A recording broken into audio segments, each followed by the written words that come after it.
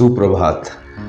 आप सबका मैं हार्दिक रूप से और तहे दिल से मैं आप लोगों का स्वागत करता हूं आज के ये पवित्र सभा के लिए। और आपको यही कहना चाहता हूं, पवित्र शास्त्र में मत्ती की किताब से अगर हम लें तो उसमें 18वीं जो अध्याय है और 20वीं आयत ये कहता है कि मेरे नाम से उपस्थित हो, मेरी उपस्थिति वहाँ पे है, मेरी आशीष वहाँ पे है, उस सभा पे है, उन लोगों के ऊपर है। इस पवित्र शास्त्र के द्वारा, इसके माध्यम से मैं आप सबका फिर से दिलो चाहत से मैं आप सबका स्वागत करना चाहता हूँ इस पवित्र सभा के लिए। आइए हम दुआ करें। हमारे प्यारे बाप, हम आपसे यही दुआ करते हैं कि इस मिनिस्ट्री में आपका आशीष हो, इस सभा में आपका आशीष हो। जो हमने माध्यम से आपके बारे में समझाने की या आपके बारे में बताने की कोशिश कर रहे हैं, इसके ऊपर आपका आशीष हो। और जितने भी लोग हमसे जुड़े हुए हैं प्रभु परमेश्वर, इस मिनिस्ट्री के माध्यम से, प्रभु परमेश्वर आपसे हम यही चाहते हैं कि आपका आशीष हम सब के ऊपर हो और आपके कार्य को बहुत ही दिलो जान से आगे बढ़ाएं। प्रभु परमेश्वर आपकी पवित्र आत्मा द्वारा हमें सहयोग हो, प्रभु परमेश्वर उनका सहयोग हो, ताकि हम आपके कामों को दिन दुगनी रात चौगनी के तरीके से आगे बढ़ाएं। प्रभु परमेश्वर हमारे अंदर बहुत सारी खामियां हैं, हमारे अंदर बहुत सारी मजबूरियां हैं, परंतु प्रभु परमेश्वर हम चाहते हैं कि आप हमें मदद करें, आप हमारा मार्गदर्शन करें। प्रभु परमेश्वर हमें सही रास्तों में हमें गाइड करें। प्रभु परमेश्वर हम जानते हैं कि हम सारे इंसान परेशान हैं, इस परिस्थिति में हम विचलित हैं, परेशानियों से हम गुजर रहे हैं। प्रभु परमेश्वर इस पैंडेमिक में, ये सिचुएशन में प्रभु परमेश्वर हम चाहते हैं कि आपका आशीष और आपका मार्गदर्शन हो प्रभु परमेश्वर आपके पवित्र आत्मा द्वारा। और ये जो कार्यक्रम जो हमने तैयार किया है आपके लोगों के लिए, प्रभु परमेश्वर ये काम आगे बढ़े और बहुत सारे लोग जो आपके बारे में नहीं जानते हैं प्रभु परमेश्वर, और जो जानते भी हैं वो आपके समीप आ पाए प्रभु परमेश्वर, और आपकी स्तुति और आराधना कर पाए प्रभु परमेश्वर। धन्यवादी हैं प्रभु परमेश्वर कि आपने इतना अच्छा मौका दिया हमें कि हम सब इस माध्यम के द्वारा एक साथ एकत्रित हो सकते हैं और आपकी स्तुति और महिमा और गुणगान कर सकते हैं प्रभु परमेश्वर। धन्यवादी हैं प्रभु परमेश्वर। ये सारी चीज़ें जो हमने आपसे मांगी है प्रभु परमेश्वर, आप हमें दे।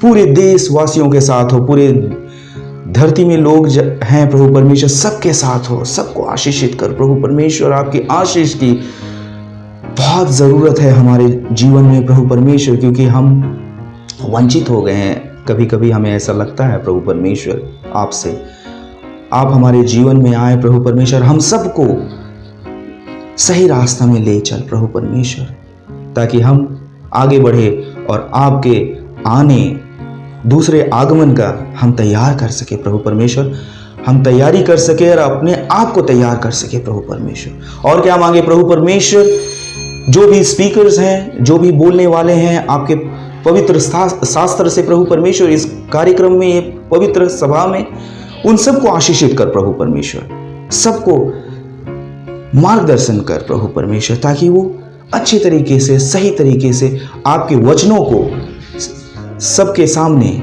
लेके आ सके। और जितने भी सुन रहे हैं इस टेलीकास्ट को प्रभु परमेश्वर और जुड़ रहे हैं, उन सबको आशीष मिल पाए प्रभु परमेश्वर। और क्या मांगे प्रभु परमेश्वर, मांगने से पहले आप सब कुछ जानते हैं। ये सब आपके प्यारे बेटे यीशु मसीह के नाम से मांगते हैं, आमीन।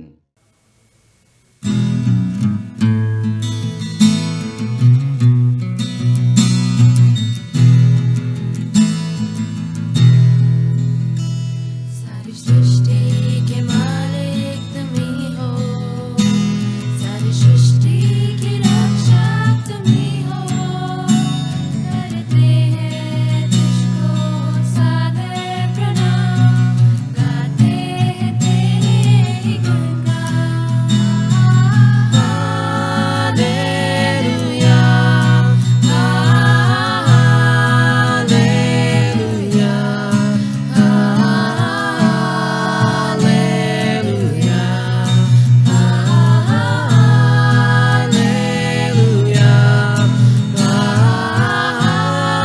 हालेलुया, हालेलुया, हालेलुया, आमीन।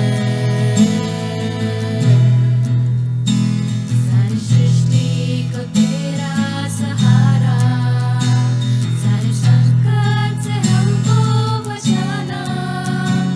तेरे हाथों में जीवन हमारा है, अपनी राह पर हमको चलाना। Hallelujah, hallelujah, hallelujah,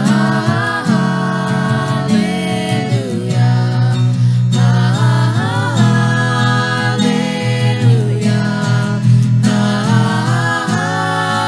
hallelujah,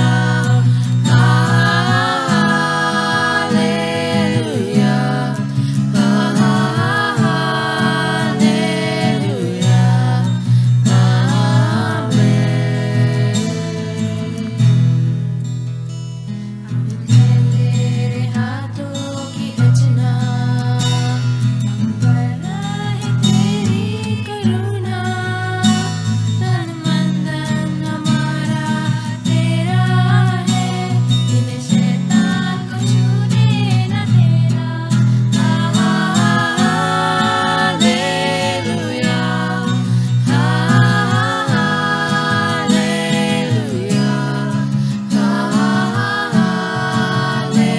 hallelujah, hallelujah,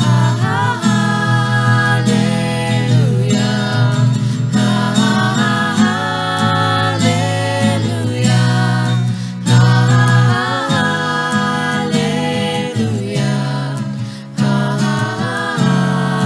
hallelujah, hallelujah,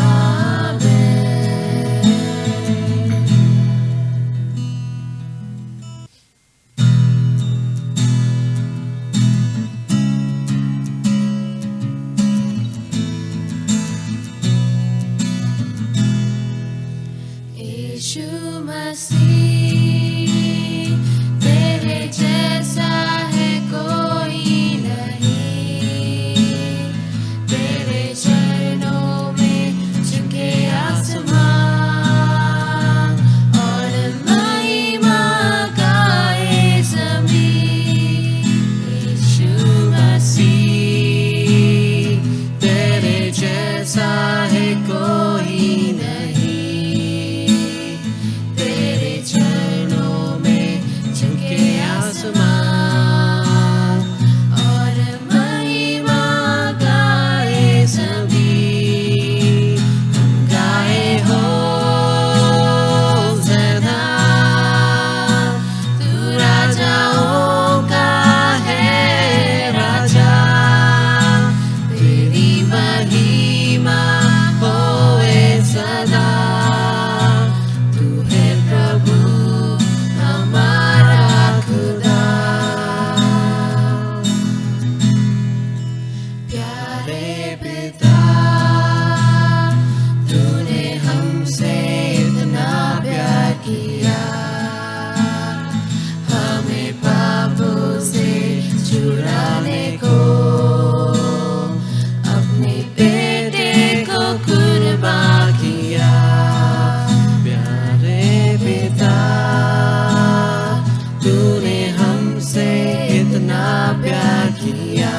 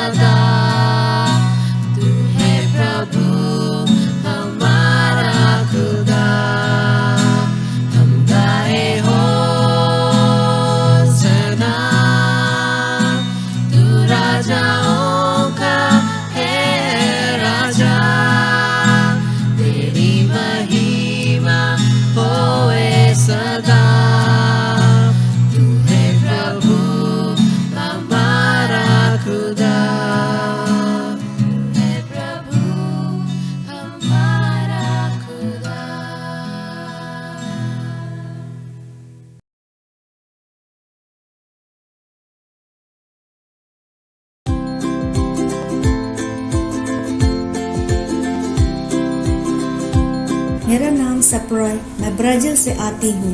मैं एक पत्रकार सीएम हूँ और मैंने टेलीविज़न प्रोडक्शन के शोधकर्ता में 10 साल काम किया है और ब्राजीलियन यूनियन में प्रेस सचिव के रूप में काम किया है। तुम अभी कहाँ हो? सीरियन रिफ्यूजी कैंप के लिए वॉलंटियर टीचर के रूप में काम कर रही हूँ।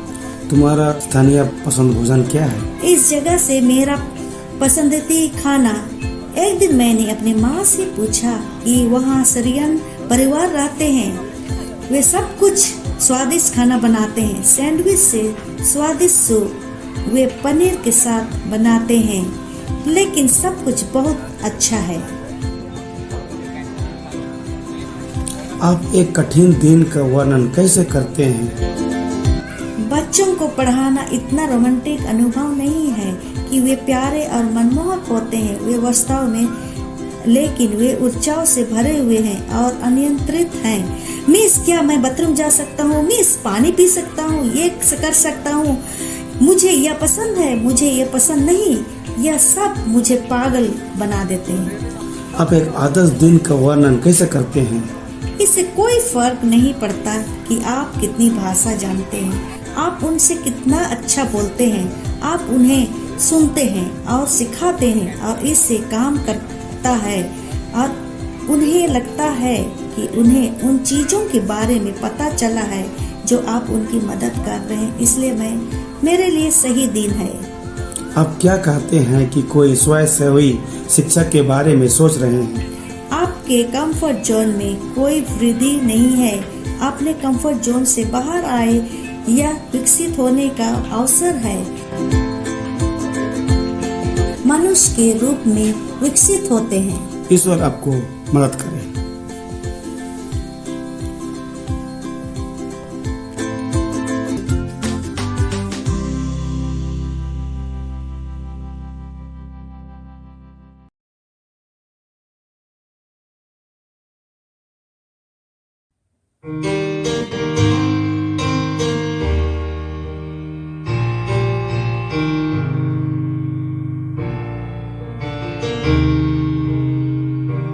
मेरे मन तो सदा कहता रहे, प्रभु ही धन्य है।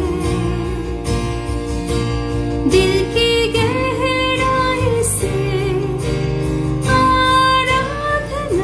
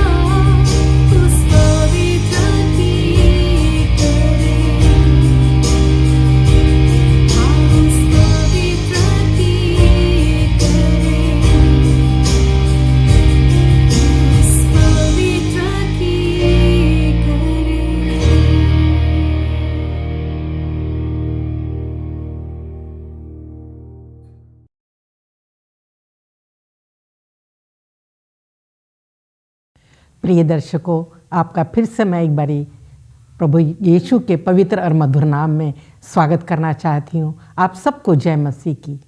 खुदावंद के बहुत ही शुक्रगुजार हैं कि उसने कितना सुंदर अवसर हमें दिया है कि हम सब मिलकर एक साथ बैठकर फिर से अपने सबक स्कूल के पाठ का अध्ययन कर सकते हैं। अजीज़ों, हम चाहते हैं कि हमारे जो बीच में मेहमान हैं उनका भी मैं स्वागत करना चाहती हूँ। पास्टर फ्रैंकलिन फ्रांसिस, आपका मैं स्वागत करती हूँ, और पास्टर आर भारती, आपका भी स्वागत करती हूँ कि आप हमारे साथ इस अध्ययन में हमें सिखाने के लिए हमारे साथ जुड़ सकते हैं। अजीज़ों, हम इस साल के पहले त्रिमास में हैं, जिसका शीर्षक आप लोग सब जानते ही हैं, इब्रानियों अंत समय के लिए एक संदेश। इब्रानियों की पुस्तक का अध्ययन बड़ी विस्तार से कर रहे हैं, और आज जो है हमारे 9 पाठ का हम अध्ययन करेंगे, जिसका शीर्षक इस प्रकार से है, यीशु पाप के लिए सर्वोत्तम बलिदान। और आज का याद वचन भी हम पढ़ना चाहेंगे, परंतु इससे पहले कि हम अपने याद वचन में चलें, हम चाहते हैं कि हमारे इस अध्ययन पर परमेश्वर की आशीष हो, और चाहते हैं कि पास्टर फ्रैंकलिन फ्रांसिस हम सब के लिए दुआ में अगुवाई करें। आइए प्रार्थना करें। स्वर्गीय पिता परमेश्वर, एक बार फिर बड़ी ही नम्रता और दीनता के साथ हम आपकी उपस्थिति में आए हैं। आपका धन्यवाद देना चाहते हैं प्रभु कि आपने हमें एक और मौका दिया है कि आज फिर एक बार हम अपने सबक स्कूल पाठ का अध्ययन कर सकते हैं। हम प्रभु अपने आप को आपके हाथ में समर्पित करते हैं, और अपने दर्शकों को भी आपके हाथ में समर्पित करते हैं। और जब कुछ समय के लिए प्रभु हम आपके सबक स्कूल पाठ का अध्ययन करते हैं, हमें ज्ञान बुद्धि समझ दे कि आज का सबक स्कूल पाठ हम उसको समझ सकें और उसको अपने जीवन में उतारने वाले बन सकें। प्रभु धन्यवाद देते हैं कि आपने हमारी प्रार्थनाओं को सुना है। प्रभु यीशु मसीह के नाम से मांगते हैं, आमीन आमीन। प्रिय दर्शकों, आज का जो हमारा विषय है बहुत ही गहन विषय है, जिसको आज हम सीखेंगे। जबकि हम बहुत बारी पढ़ भी चुके हैं, सीख भी चुके हैं, परंतु बार बार ये हमें याद दिलाया जाता है इन अध्ययन के द्वारा कि कितनी महत्वपूर्ण बातें हैं जिसे हमें अपने हृदय में रखना है, उनके अनुसार अपने जीवन को बिताना है। अजीज़ों, आज का जो याद वचन है वो इब्रानियों की किताब उसके 10वें अध्याय की 14 पद से लिया गया है। इस तरह लिखा है, क्योंकि उसने एक ही चढ़ावे के द्वारा उन्हें जो पवित्र किए जाते हैं सर्वदा के लिए सिद्ध कर दिया है। परमेश्वर के वचन के पढ़े और सुने जाने पर हम सबको आशीष मिले। अजीज़ों, जैसा कि आज हम प्रभु यीशु के बलिदान के बारे में बहुत विस्तार से जानेंगे। नए नियम में जो है हम देखते हैं कि रोमी जो हुकूमत थी, रोमी शासन के दौरान जो है क्रूस को एक बहुत ही लज्जा और एक शर्मसार करने वाला जो है दिखाया गया है। उस समय जो है सलीबी मौत जो है वो बहुत ही शर्मनाक होती थी, और उनको रोमी लोगों को ये बिल्कुल पसंद नहीं था कि जो है ये जो ईसाई लोग ऐसे परमेश्वर की उपासना करते हैं जिसको दोषी ठहराकर सलीब पर चढ़ाया गया। उनको ये जो है धर्म बिल्कुल पसंद नहीं था, ईसाई धर्म, क्योंकि जो है इसमें हमारे परमेश्वर को एक सलीबी मौत मिली। और ये भी हम देखते हैं कि व्यवस्था विवरण की किताब में यहूदियों के द्वारा जो है ये व्यवस्था दी गई थी कि परमेश्वर के द्वारा जो क्रूस पर चढ़ाया जाता है वो शापित है। पर इसी वजह को, इन्हीं भावनाओं को मद्देनज़र रखते हुए जो है, जो नए नियम के जो हमारे प्रारंभिक कलीसिया के लोग थे, उनकी चित्रकलाओं में जो है कहीं भी है क्रूस को नहीं दिखाया जाता। उस समय जो है जो बाइबल की जो घटनाएं थी उनको जो है चित्र में दिखाया गया है। जैसे दानियल को जो है शेरों की मान में दिखाया गया, नोआ के जो है शिप को, जो उसका जो बड़ा जहाज़ था, उसको चित्र में दिखाया गया चित्रकला के द्वारा। और बहुत सी चीज़ें दिखाई गई चित्रों के द्वारा। एक चरवाहे को भी दिखाया गया जिसने जो है एक छोटा सा भेड़ का बच्चा अपनी गोद में लिया। और कुछ आगे चल के यीशु मसीह के चित्र को भी दिखाया गया है, जिसमें जो है वो एक लंगड़े को चंगाई दे रहे हैं और लाजर को जो है वो जो है चंगा कर रहे हैं, जीवित कर रहे हैं। उन चित्रों को पाया जाता है उस प्रारंभिक कलीसिया के दौरान। परंतु आज वही शर्मसार करने वाला, वही जो है लज्जा करने वाली क्रूस जो है आज हमारे दुनिया के सारे मसीही लोगों के लिए जो है एक धर्म का प्रतीक बन गई है। और पौलुस भी जो है इसको एक सुसमाचार के नाम देता है ना, सुसमाचार का प्रतीक बताता है सलीब को। अजीज़ों, यही जो है बातें आज हम इस अध्ययन के द्वारा सीखेंगे कि सलीबी मौत यीशु मसीह की हम लोगों के लिए कितनी महत्वपूर्ण है, इसकी जो कितनी भावनाएं हम लोगों के साथ जुड़ी हैं। परमेश्वर की भावना, परमेश्वर का प्यार उस सलीबी मौत के द्वारा जुड़ा है, जो उसने हमारे पापों की खातिर उसने वो शर्मनाक और जो है दर्दनाक बलिदान उन्होंने अपने प्रभु यीशु ने सलीब पर किया। आज हम अपने रविवार के अध्ययन में चलते हैं। इसको अध्ययन को हम शुरू करते हैं, जिसका शीर्षक रविवार का इस तरह है, पशु बलि की आवश्यकता क्यों। और प्राचार्य भारती से मैं चाहती हूँ कि वो हमारे लोगों को बताएं कि पाप क्षमा के लिए पशु बलि की आवश्यकता क्यों पड़ती थी पहले पुराने ज़माने में। हम जब इस रविवार के पर्चे को आज सीखने के लिए यहाँ पर हैं, और इसका हेडिंग जो है पशु बलि की आवश्यकता क्यों पड़ी। अगर हम इस वाक्य के ऊपर सोचें तो हमारा ध्यान सबसे पहले उत्पत्ति की किताब की तरफ जाता है। हमारा ध्यान सबसे पहले आदम और हवा की तरफ जाता है, जिन्होंने परमेश्वर की वाचा को जो है वो तोड़ दिया, जिन्होंने परमेश्वर की जो है वो आज्ञा नहीं मानी, और उसकी आज्ञा ना मानने से वो पाप इस दुनिया में आ गया। और वो पाप इतना भयानक, उसका रूप इतना भयानक था कि वो बिना पशु की बलि के, बिना लहू बहे वो गुनाह का दाग साफ नहीं हो सकता था। और यहाँ हम देखते हैं कि परमेश्वर ने ये इंतजाम किया बाग अदन में आदम और हवा के लिए कि जब उन्होंने आज्ञा मानी, जब उसको आज्ञा को उन्होंने तोड़ दिया, जब उन्होंने पाप कर लिया, तो परमेश्वर ने एक मेमने का वध करके उसका खून बहा करके उनके आंखों के सामने और उसके कपड़े उनको पहनने के लिए दिए, जिससे कि उनका वो गुनाह जो है वो ढक सके, उसको छिपाया जा सके। और अजीजों, ये वाचा जो है परमेश्वर हमेशा अपने लोगों के साथ बांधता आया है, और उसने जो है हमेशा अपने लोगों को ये दिखाने की कोशिश की है कि पाप का रूप कितना भयानक है। हम जब उत्पत्ति की किताब के 15 अध्याय में जाते हैं तो वहाँ भी जो है परमेश्वर अपने लोगों के साथ ये वाचा बांधता है कि मैं तुम्हारे साथ रहूँगा, तुमने जो है पाप किया है, लेकिन इस पाप से मैं तुम्हें बचाऊँगा, लेकिन ज़रूरी है कि तुम मेरे वचनों को, मेरे वादों को, मेरी वाचा का तुम जो है पालन करो। और इस वाचा का पालन करने के लिए वो जो है अपने लोगों से शपथ लेता है, जो 15 अध्याय और उसकी 7 आयत से लेकर के अगर आप 21 आयत तक पढ़ेंगे उत्पत्ति की किताब, तो वहाँ पर लिखा है कि अब्राहम के साथ परमेश्वर ने ये वाचा बांधी, और अब्राहम ने जो है 3 वर्ष का एक कलोर का बच्चा, एक बकरी का बच्चा 3 साल का, और 3 साल का एक मेढ़ा, एक पिंडक और एक कबूतर का बच्चा जो लिया, और उनके जो है 2 हिस्से करके उनको 2 तरफ जो है वो रख दिया, और उनके बीच में होकर के जो है वो परमेश्वर गुजरा और उनको जो है दिखाया। परमेश्वर उनको ये दिखाने की कोशिश कर रहा था कि जो शपथ तुम मेरे साथ ले रहे हो, उस शपथ को अगर तुम तोड़ोगे तो उसका ये अंजाम होगा कि खून जो है वो बहाया जाएगा, पशु का खून जो है वो बहाया जाएगा। अजीजों, आज जो हम देखते हैं कि परमेश्वर जो है वो मेरे और आपके बीच में चलता है। यहाँ अगर हम इब्रानियों की किताब में देखें तो उसके 7 अध्याय की 22 आयत में लिखा है कि सच्चाई ये है कि व्यवस्था जो है वो परमेश्वर जो व्यवस्था है, उस जो वाचा, जो ओथ, जो शपथ हमने परमेश्वर के साथ बांधी है, वो ये है कि हम परमेश्वर के वचन को, परमेश्वर में अपना विश्वास हम लोग रखेंगे, और हमारे जीवन में जो गुनाह आ गया है उसको जो है लहू के द्वारा शुद्ध किया जाएगा, और बिना लहू बहाए वो पापों की क्षमा नहीं।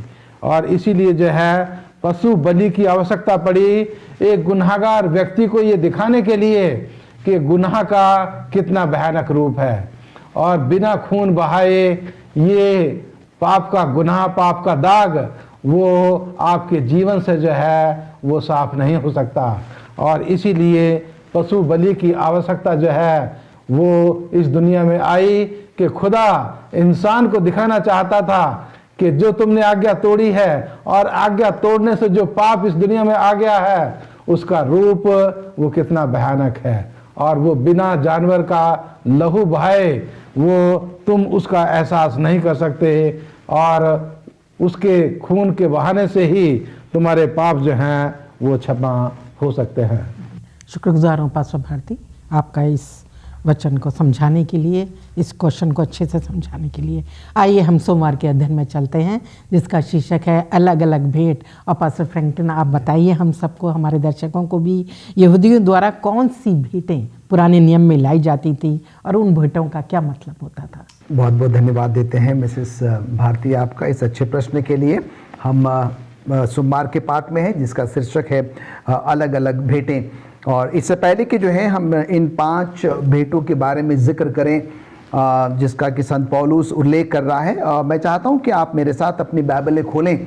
हम पढ़ेंगे इफिसों की पत्री उसका 3रा अध्याय और उसके 14वीं आयत से लेकर 19वीं आयत तक। इफिसों की पत्री उसका 3रा अध्याय और उसके 14 पद से लेकर 19वें पद तक। यहाँ पर इस प्रकार से लिखता है, मैं इसी कारण उस पिता के सामने घुटने टेकता हूँ जिससे स्वर्ग और पृथ्वी पर हर एक घराने का नाम रखा जाता है, कि वह अपनी महिमा के धन के अनुसार तुम्हें ये दान दे कि तुम उसके आत्मा से अपने भीतरी मनुष्य तत्वों में सामर्थ पाकर बलवंत होते जाओ, और विश्वास के द्वारा मसीह तुम्हारे हृदय में बसे, कि तुम प्रेम में जड़ पकड़कर और नेव डालकर सब पवित्र लोगों के साथ भली भांति समझने की शक्ति पाओ कि उसकी चौड़ाई और लंबाई और ऊंचाई और गहराई कितनी है, और मसीह के उस प्रेम को जान सको जो ज्ञान से परे हैं, कि तुम परमेश्वर की सारी भरपूरी तक परिपूर्ण हो जाओ। परमेश्वर के इस पढ़े वचन पर आशीष हो। और हम यहाँ पर देखते हैं कि इन चंद आयतों के द्वारा संत पौलुस जो है हम सबों का ध्यान उस बात पर आकर्षित करना चाहता है।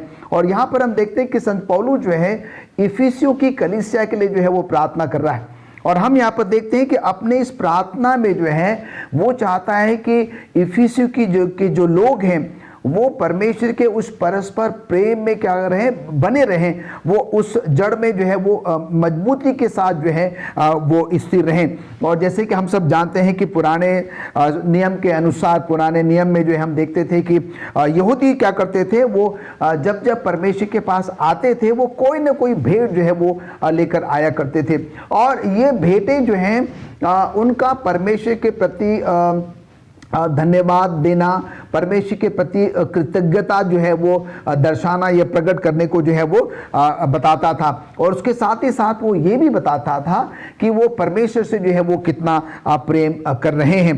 और जैसे मैडम आपने पूछा कि वो कौन सी भेंटें हैं, ऐसी 5 भेंटें हैं जिसका संत पौलुस जिक्र कर रहा है, और मैं बड़े ही संक्षेप में एक एक भेंटों के साथ के बारे में जो है मैं आपको बताना चाहता हूँ। सबसे पहली भेंट जो वो लेकर आया करते थे वो थी होम बलि। और हम यहाँ पर देखते हैं कि इस होम बलि जब वो भेंट को लेकर आया करते थे, और इसमें जो है एक पशु बलि हुआ करती थी, और उस पशु को जो है वेदी पर जो है वो पूरी तरीके से लिटा दिया जाता था, और उस पशु बलि को जो है पूरी तरीके से जो है वो जला दिया जाता था। और हम यहाँ पर देखते हैं कि ये पशु बलि जो है जिसको वेदी पर रखकर जला दिया जाता था, ये प्रभु यीशु मसीह को दर्शाता है कि कैसे प्रभु यीशु मसीह ने जो है हम सबों के पापों के लिए क्या कर दिया, अपना सर्वोच्च जो है वो बलिदान कर दिया, अपना सर्वोच्च जो है वो हमारे और आपके लिए जो है वो दे दिया। और जिसका जिक्र जो है हम नई व्यवस्था उसके पहले अध्याय में जो है हम पढ़ते हैं। और दूसरा हम यहाँ पर देखते हैं कि अन्य बलि, और यहाँ पर ये अन्य बलि भी जो है जो इजरायली जब लेके आया करते थे, और ये अन्य बलि परमेश्वर के प्रति धन्यवाद देने के लिए, उसके प्रति कृतज्ञ होने के लिए कि परमेश्वर ने कैसे जो है उनकी क्या करी है,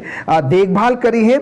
और इसके साथ ही साथ जो है ये इस बात को भी दर्शाता था कि प्रभु यीशु मसीह क्या है, उनकी जो है वो जीवन की रोटी है, और प्रभु यीशु मसीह जो है वो क्या कर सकता है, उनको हमेशा की जिंदगी जो है वो दे सकता है।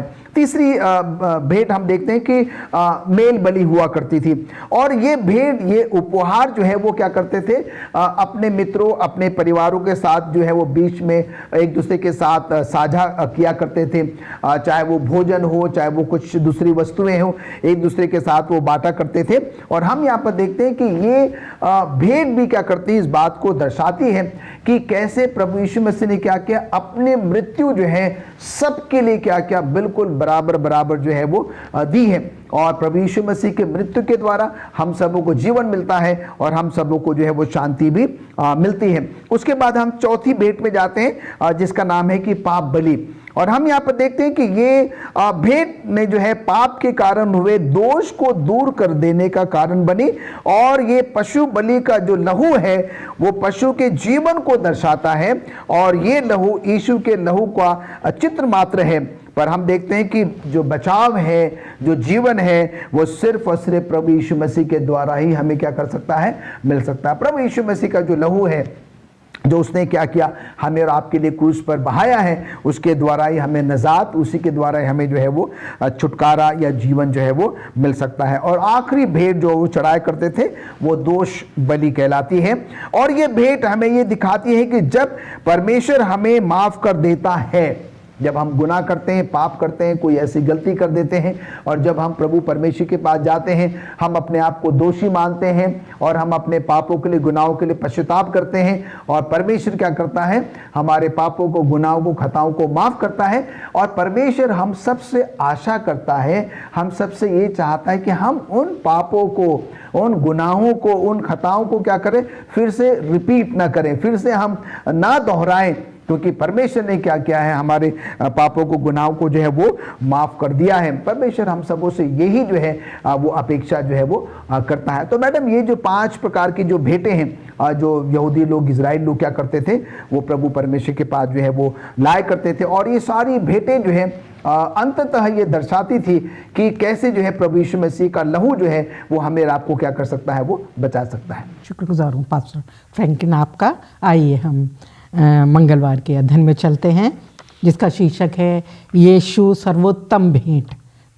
अब पास्टर भारती से मैं चाहती हूँ कि हमें सिखाएं, बताएं यीशु के क्रूस पर बलिदान को सबसे उत्तम भेंट क्यों कहा गया है। ये इसके ऊपर परमेश्वर के वचन से बताने से पहले मैं आपको बताना चाहता हूँ कि परमेश्वर के वचन में जो है हम पाते हैं पुराने नियम में कि जो मंदिर था, जो मंदिर की सेवकाई थी, उसमें याजक लोग काम करते थे।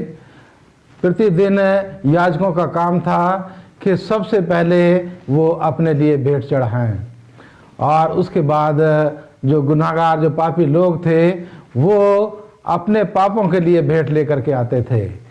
और इस मंदिर में जो है साल में एक बार महायाजक भी अपने लिए आकर के भेंट चढ़ाता था। और वहाँ जो है उसके बाद जो उस प्रायश्चित के दिन की जो कार्रवाई थी, उसको अपनी भेंट स्वीकार करने से, अपनी भेंट को देने के बाद ही वो बाकी जो कार्य एक्टिविटीज़ थी उनको जो है वो पूरा करता था।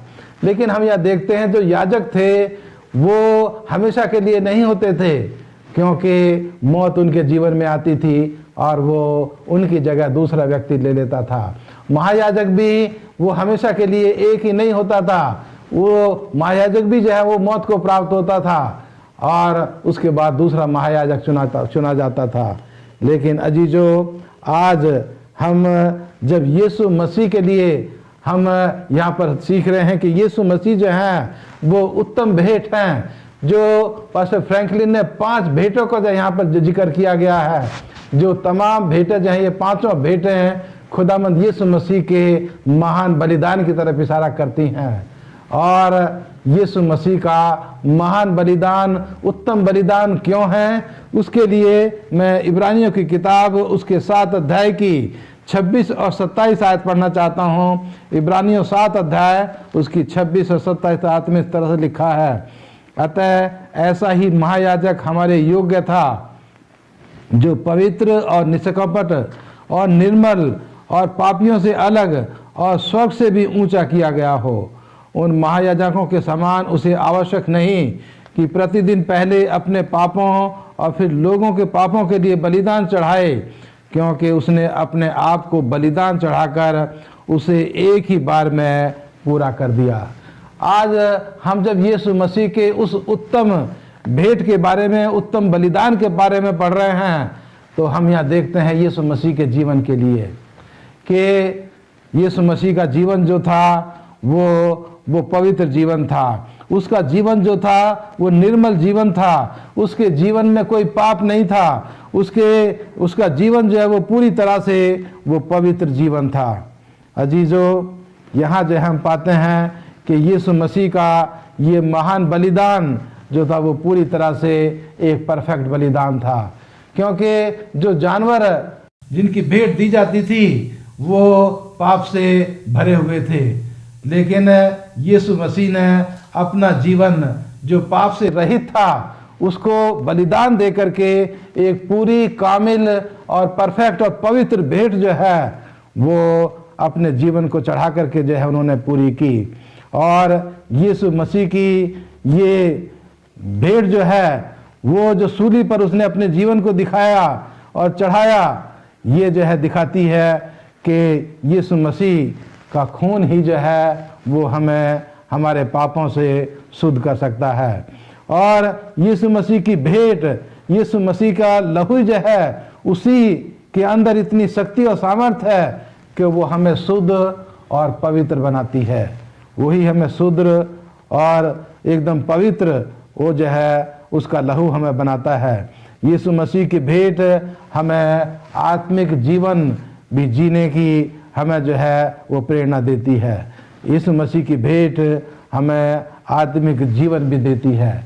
इसीलिए यीशु मसीह का जीवन पवित्र जीवन, निष्कपट जीवन और वो जो है निर्मल जीवन, पापियों से अलग जीवन था, और उसका जीवन जो था वो स्वर्ग से भी ऊंचा उसका जीवन किया गया। और उसने अपने जीवन को एक ही बार सलीब के ऊपर अपने जीवन की भेंट दे करके उस सारे इंजाम को जो है उसने पूरा कर दिया और मेरे और आपके लिए रास्ता तैयार कर दिया कि मैं और आप उसकी उस मौत को देखते हुए, उस क्रॉस को देखते हुए जिसके ऊपर उसने अपने जीवन को कुर्बान किया, उसका अनुसरण करते हुए हम उसको जो है हम उसकी नज़दीकी में, उसकी छत्र छाया में, हम सलीब की छाया में अपने जीवन को जो है आगे बढ़ा सकें। और इसके लिए परमेश्वर की जीवन की जो महान भेंट है, जो उत्तम भेंट है, वही मुझे और आपको उस गुनाहों के दागों को मेरे और आपके जीवन से धो सकती है। उसी के अंदर इतनी शक्ति और सामर्थ्य है। शुक्रगुजार हूँ पास्टर भारती आपका, इतने अच्छे विचारों को जो आपने हमारे साथ साझा किया। आइए हम बुधवार के अध्याय में चलते हैं जिसका शीर्षक क्रूस और क्षमा की कीमत ये है। और मैं चाहती हूँ कि पास्टर फ्रैंकलिन इस बात पर रोशनी डालें, हमें अपने पापों की क्षमा के लिए क्या करने की आवश्यकता है।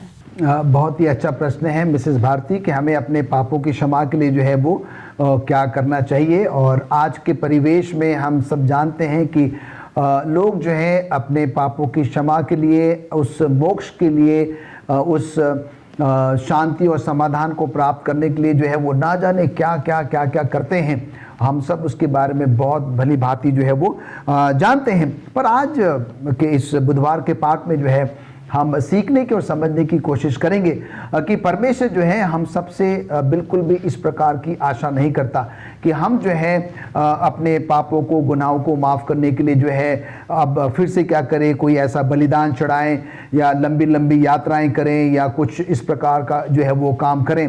परमेश्वर हमसे क्या चाहता है और संत पौलुस जो है हमें क्या बताना चाहता है कि परमेश्वर हम सबसे क्या आशा करता है, उस पर हम थोड़ा समय के लिए क्या करेंगे, मनन और चिंतन करेंगे। और जैसे कि हम सब जानते हैं कि हम सब ने जो है वो पाप किया, कोई भी ऐसा नहीं है जिसने कि पाप या गुनाह जो है वो नहीं किया। और जब हमने पाप किया तो वो जो क्रूस पर मृत्यु हमने और आपने जो है वो सहनी थी।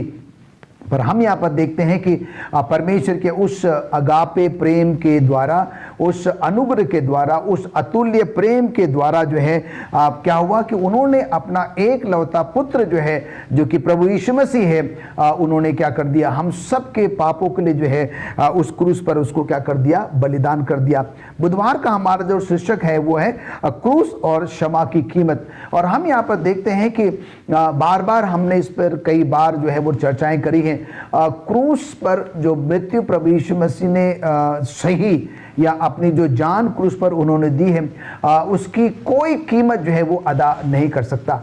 हम देखते हैं कि अंग्रेजी में एक शब्द है रैंसम, और हम देखते हैं कि रैंसम का मतलब होता है कि खून देकर खरीदना या अपनी जान कुर्बान देकर क्या करना, कुछ खरीदना।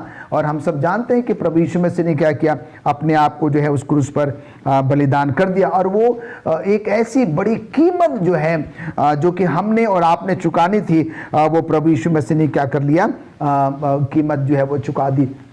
दर्शकों, अजीजों, हम सब बहुत अच्छे से जानते हैं, और ये इसलिए संभव हुआ कि परमेश्वर हम सबसे क्या करता है, बहुत बहुत जो है वो प्यार करता है। हम सब जानते हैं कि बाइबल हमको ये बताती है, हमारा परमेश्वर जो है वो न्यायी परमेश्वर है। हमारा परमेश्वर जो है अपना न्याय धर्म के साथ जो है वो करता है। वो कभी भी किसी का पक्षपात जो है वो नहीं करता, कोई किसी के साथ कोई भेदभाव जो है वो नहीं करता। हमारे पाप, चाहे वो एक पाप हो, चाहे वो 1000 पाप हो, परमेश्वर की निगाह में पाप तो जो है वो पाप है।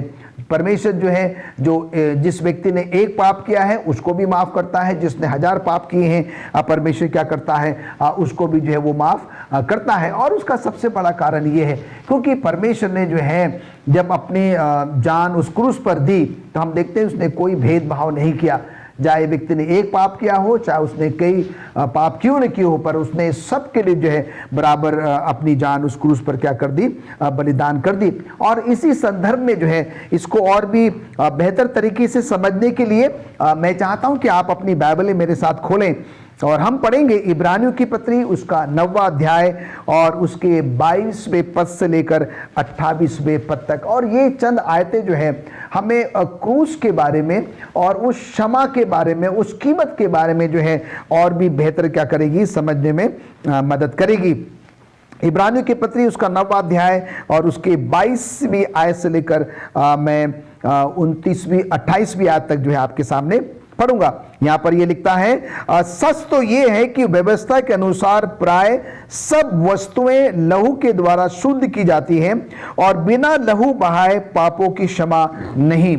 इसलिए अवश्य है कि स्वर्ग में की वस्तुओं के प्रतिरूप इन बलिदानों के द्वारा शुद्ध किए जाएं, पर स्वर्ग में की हुई वस्तुएं स्वयं इनसे उत्तम बलिदानों के द्वारा शुद्ध की जाती, क्योंकि मसीह ने उस हाथ के बनाए हुए पवित्र स्थान में, जो सच्चे पवित्र स्थान का नमूना है, प्रवेश नहीं किया, पर स्वर्ग ही में प्रवेश किया, ताकि हमारे लिए सब परमेश्वर के सामने दिखाई दे। ये नहीं कि वो अपने आप को बार बार चढ़ाए, जैसे कि महायाजक प्रति वर्ष दूसरे का लहू लिए पवित्र स्थान में प्रवेश किया करता है। नहीं तो जगत की उत्पत्ति से लेकर उसको बार बार दुख उठाना पड़ता, पर अब युग के अंत में वो एक ही बार प्रकट हुआ, ताकि अपने ही बलिदान के द्वारा पाप को दूर कर दे। और जैसे मनुष्य के लिए एक ही बार मरना और उसके बाद न्याय का होना नियुक्त है, वैसे ही मसीह भी बहुतों के पापों को उठा लेने के लिए एक बार बलिदान हुआ, और जो लोग उसकी बाट जोते हैं उनके उद्धार के लिए दूसरी बार बिना पाप उठाए हुए दिखाई देगा। तो प्रिय दर्शकों, हम देखते हैं कि ये जो चंद आयतें हैं हमें प्रभु यीशु मसीह के उस बलिदान के बारे में जो है एक बहुत ही अच्छी जानकारी क्या करता है, वो हम सबों को देता है। और हम यहाँ पर देखते हैं कि ये प्रभु यीशु मसीह का जो बलिदान है, हम सब विश्वासी गणों को जो है ये सलाह देना चाहता है, ये बताना चाहता है कि हम और आप क्या करें, वो जीवन यापन करें जो सचमुच में प्रभु परमेश्वर को अच्छा लगे, उसको पसंद आए, और कोई ऐसा गुनाह, कोई ऐसा पाप को जो है हम उसको ना दोहराएं, जिसके लिए प्रभु यीशु मसीह ने सिर्फ एक बार क्या किया, अपने आप को उस क्रूस पर जो है वो बलिदान कर दिया। हम सब जानते हैं कि प्रभु यीशु मसीह बहुत बहुत शीघ्र आने वाले हैं और हम सबों को क्या करना है, अपने पापों से, गुनाहों से, खताओं से जो है माफ़ी मांग कर जो है सच्चे मन से पश्चाताप करके जो है प्रभु परमेश्वर के पास आने की जो है वो ज़रूरत है। और हमारा परमेश्वर बहुत ही दयालु, बहुत ही अनुग्रहकारी परमेश्वर है। वो हमें हमेशा जो है वो माफ़ करने के लिए जो है वो तैयार रहता है। क्यों? क्योंकि उसने हम सबों से बहुत प्रेम किया है और उसने हम सबों के पापों के लिए जो है अपने आप को उस क्रूस पर क्या कर दिया, बलिदान कर दिया। गुजार हूँ पास्टर फ्रैंकलिन आपका इतने अच्छे विचारों के लिए जो हम सबके साथ आपने हमको समझाया। आइए हम गुरुवार के अध्ययन में चलते हैं। पास्टर भारती से चाहूँगी कि इस विषय पर रोशनी डालें। परमेश्वर हमारा न्यायी और हमारे लिए उसका प्रेम, ये उसका शीर्षक है। और मैं क्वेश्चन चाहती हूँ इस विषय पर बताएं, यीशु के द्वारा परमेश्वर हमारे न्याय के लिए क्या करता है, हमें उसके बदले में क्या करने की ज़रूरत है? ये मिसेज भारती ने जो सवाल पूछा है उसको दो हिस्सों में मैं बांटना चाहता हूँ। सबसे पहले प्रभु का प्रेम हमारे लिए और दुनिया के तमाम लोगों के लिए। अपने प्रेम की खातिर परमेश्वर ने, यीशु मसीह ने अपने जीवन को सलीब के ऊपर जो है वो बलिदान दे दिया। और इस शुभ संदेश को कि उसके बलिदान देने से तुम्हारे गुनाह जो है, तुम्हारे पाप क्षमा हो जाएंगे, इस संदेश को परमेश्वर ने अपने लोगों के द्वारा गुजरे वक्त में, भविष्यवक्ताओं के द्वारा, प्रेरितों के द्वारा और आज इस बकिया कलीसिया के जो सेवक हैं उनके द्वारा परमेश्वर इस शुभ संदेश को लोगों के बीच में वो भेज रहा है। और ये परमेश्वर का प्रेम है कि वो चाहता है कि हर एक व्यक्ति मेरे महान बलिदान की कीमत को वो महसूस कर सके, जान सके और उस कीमत को जो है वो स्वीकार कर सके। ये शुभ संदेश परमेश्वर अपने प्रेम की खातिर दुनिया के हर एक व्यक्ति तक पहुंचाना चाहता है। और दूसरा है कि जब उसका ये संदेश दुनिया के तमाम लोगों तक पहुंच जाएगा तो जिस तरह से खुदावंद यीशु मसीह जी उठने के बाद मेरे और आपके लिए अपने स्वर्ग में जो है वो जगह तैयार करने के लिए गए हैं और वहां जो है वो आज मेरे और आपके लिए जगह तैयार कर रहे हैं। और साथ ही साथ उस स्वर्गीय हैकल में, स्वर्गीय मंदिर में अपनी सेवकाई का काम जो है वो कर रहे हैं। और आज जो है बाइबल मुझे और आपको ये बताती है कि आज का दौर, आज का समय वो चल रहा है जिसमें परमेश्वर अपने उस स्वर्गीय मंदिर में, उस स्वर्ग में परमेश्वर की अदालत जो है वो लोगों का न्याय भी कर रही है। इसके लिए मैं प्रेरितों की किताब और इसकी 3री आयत की कुछ आयतों को पढ़ना चाहता हूं। यहाँ लिखा है, अवश्य है कि वह स्वर्ग में उस समय तक रहे जब तक कि वह सब बातों का सुधार ना कर ले, जिसकी चर्चा प्राचीन काल से परमेश्वर ने अपने पवित्र भविष्यवक्ताओं के मुख से की है। जैसा कि मूसा ने कहा, प्रभु परमेश्वर तुम्हारे भाइयों में से तुम्हारे लिए मुझसे एक भविष्यवक्ता उठाएगा, जो कुछ वह तुमसे कहे उसकी सुनना, परंतु प्रत्येक मनुष्य को उस भविष्यवक्ता की ना सुने लोगों में से नष्ट किया जाएगा। शमूएल से लेकर उसके बाद आने वाले तक जितने भविष्यवक्ता बोले उन सब ने इन दोनों का संदेश दिया है। तुम भविष्यवक्ताओं की संतान उस वाचा के भागी हो जो परमेश्वर ने तुम्हारे बाप दादाओं से बांधी। तब उसने अब्राहम से कहा, तेरे वंश के द्वारा पृथ्वी के सारे लोग आशीष पाएंगे। परमेश्वर ने अपने सेवक को उठाकर पहले तुम्हारे पास भेजा कि तुम में से हर एक को उसकी बुराइयों से फेर कर आशीष दे। अजीजों, परमेश्वर ने इस अंतिम समय में अपने कलीसिया के लोगों को जो है वो चुना है कि वो जो है इस संदेश को, इस यीशु मसीह के जीवन को वो लोगों के साथ बांटें और इस कलीसिया के द्वारा, मेरे और आपके जीवन के द्वारा दुनिया के लोग जो हैं वो आशीष पा सकें। क्योंकि मैं और आप जब परमेश्वर में विश्वास करते हैं तो हम परमेश्वर के वंशज हैं। हम परमेश्वर के वंशज हैं, अब्राहम के घराने के लोग हैं। और परमेश्वर ने अपने घराने को जो है कहा है कि तुम्हारे द्वारा दुनिया के लोग आशीष पाएंगे। आज परमेश्वर मेरे लिए और आपके लिए वो न्याय का काम कर रहा है। परमेश्वर ये न्याय का काम उसने अपनी कलीसिया से शुरू किया है कि जो उसमें विश्वास करने वाले लोग हैं उनका न्याय जो है आज परमेश्वर यीशु मसीह अपने उस स्वर्गीय हैकल में जो है वो पूरा कर रहा है।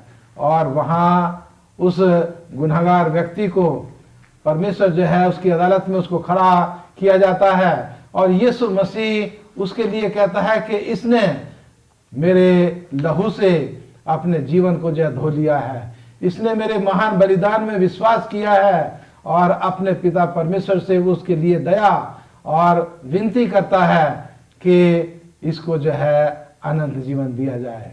अजीजों, ये परमेश्वर का प्रेम है, ये परमेश्वर का न्याय है जो आज वो मेरे और आपके द्वारा अपने प्रेम को लोगों के बीच में बांट रहा है और अपने उस महान काम के द्वारा जो आज वो स्वर्गीय हैकल में कर रहा है, एक न्याय का काम, उसके द्वारा वो लोगों को जो है अनंत जीवन की तरफ उनको रास्ता दिखाता है, अनंत जीवन की तरफ जो है उनको प्रवेश करने का मौका देता है।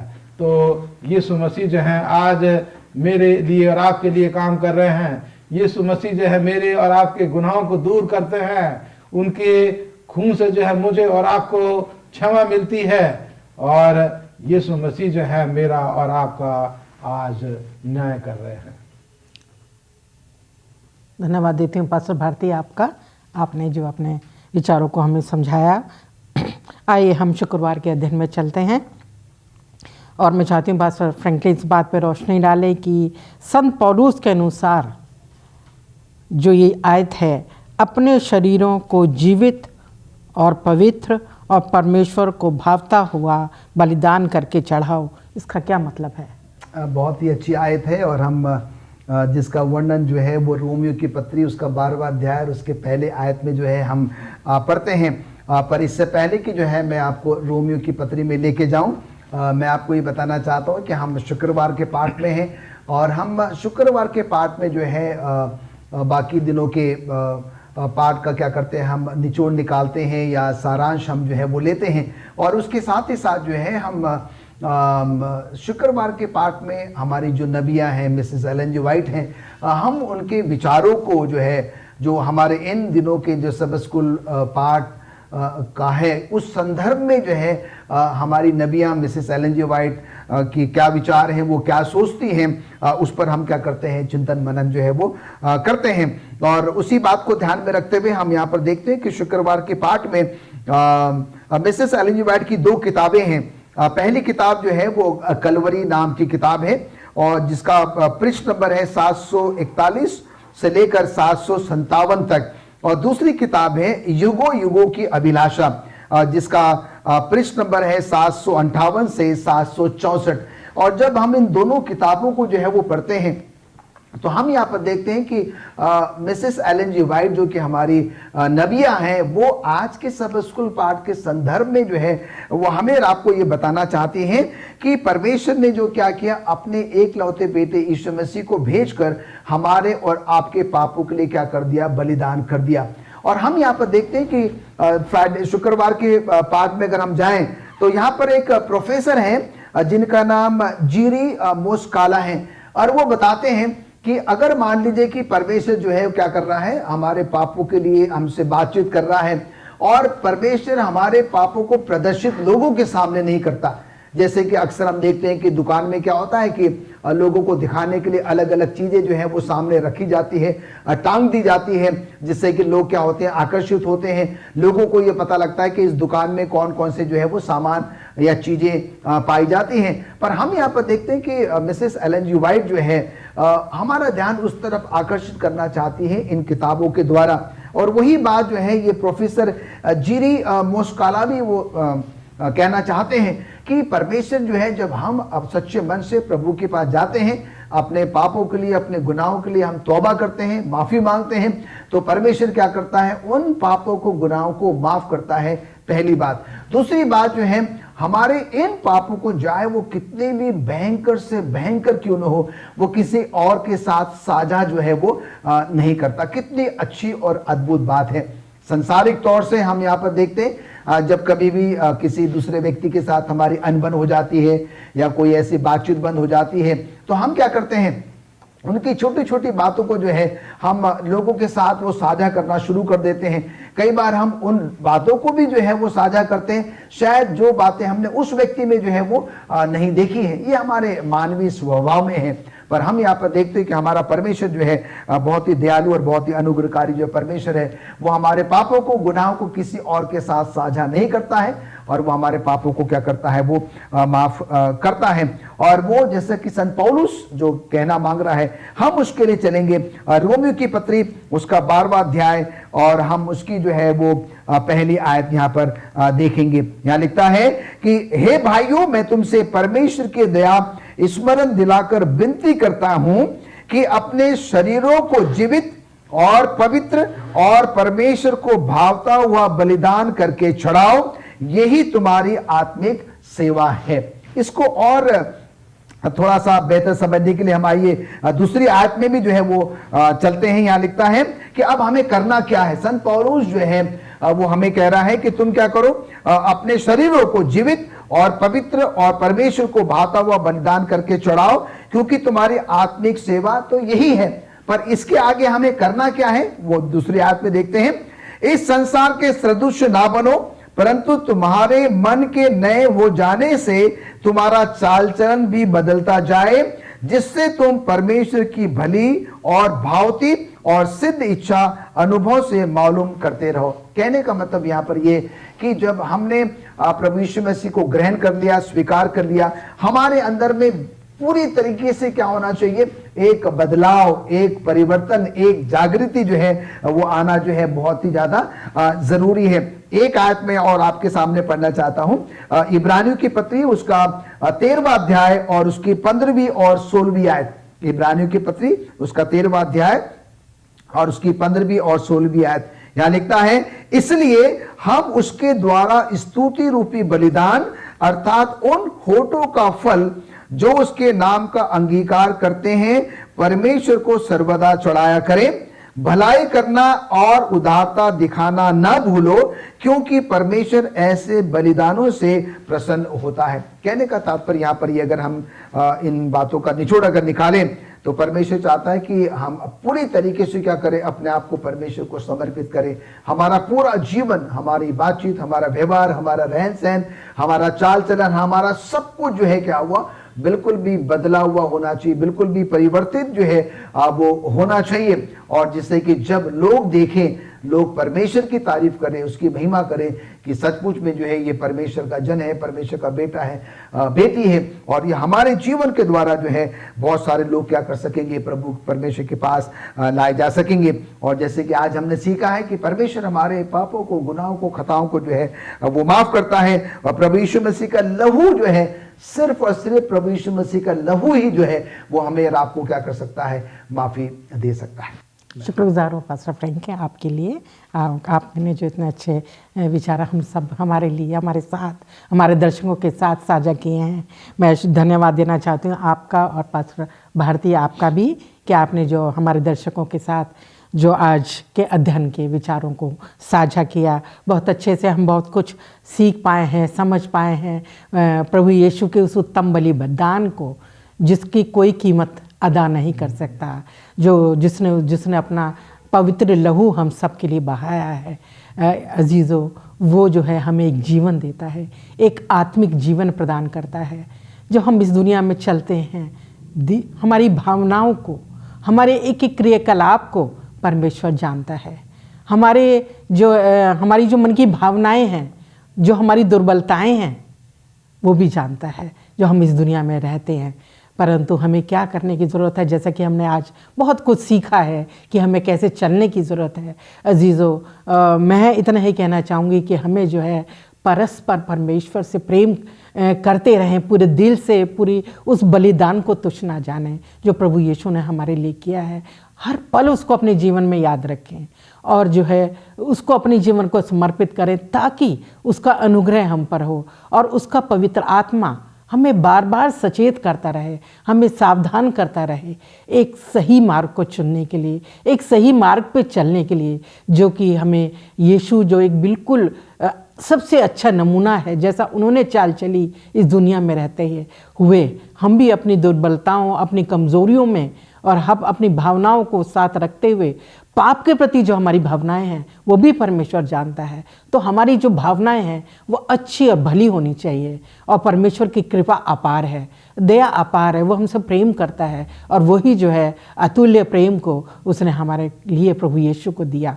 अजीज़ों, इसलिए जो है उसने हमारे लिए एक उद्धार का रास्ता खोल दिया, एक अनंत जीवन का रास्ता खोल दिया। अगर प्रभु यीशु कुर्बान नहीं होते तो आज हमेशा के लिए हमेशा की मौत हमें मिलती। परंतु प्रभु यीशु की बलिदान के द्वारा ही हमें एक अनंत जीवन की प्राप्ति होती है। नए जीवन में हम प्रवेश करते हैं और उसकी समझ के द्वारा, उसकी पवित्र आत्मा की अगुवाई के द्वारा ही हम इस दुनिया के पार हो सकते हैं, इस दुनिया में पार हो सकते हैं। और उसकी धार्मिकता ही हमें धर्मी बना सकती है हर पल। अजीज़ों, इसलिए हमें चाहिए कि दुआ में बने रहें, उसके वचनों में बने रहें, ताकि वो हमें शुद्ध और पवित्र मार्ग पर लेकर चलता चले। आइए इस अध्ययन को हम यहीं ख़त्म करेंगे। और मैं चाहती हूँ कि हमारे पास्टर भारती हम सब के लिए दुआ करें। मुझे आशा है कि ये आज का अध्ययन आप सब के लिए एक आशीष का कारण बना होगा। आइए हम दुआ करें। आइए प्रार्थना करें। परम पिता परमेश्वर, हमारे मालिक, इस दुनिया के सृष्टिकर्ता, हम तेरा धन्यवाद देते हैं प्रभु उस महान बलिदान के लिए जो तूने अपना जीवन परमेश्वर हम गुनाहगारों के लिए कुर्बान कर दिया। इसलिए खुदावंद तुझसे दुआ करते हैं प्रभु कि तू हमें से हर एक के साथ हो, हमारे श्रोताओं के साथ हो, कि वो तेरे इस महान बलिदान की कीमत को परमेश्वर हम समझ सकें और तुझे अपना जीवन तेरे हाथों में समर्पित कर सकें और हम तेरे साथ उस अनंत जीवन के भागीदार बन सकें। खुदावंद तुझसे दुआ करते हैं कि तू हमारे तमाम श्रोताओं के साथ हो, उनके परिवारों पर तेरी आशीष हो, उनके बाल बच्चों पर बरकत दे और उनकी रोजी रोटी पर खुदावंद तेरी कसरत से आशीष हो। और खुदावंद हमारे इस प्रोग्राम को भी तो अपनी महिमा के लिए और परमेश्वर अपनी सेवा के लिए बेहतर तरीके से इस्तेमाल कर। हम तमाम की अगुवाई कर और अपनी नज़दीकी में ले चल। मसीह यीशु के नाम में मांगते हैं, आमीन। आमीन।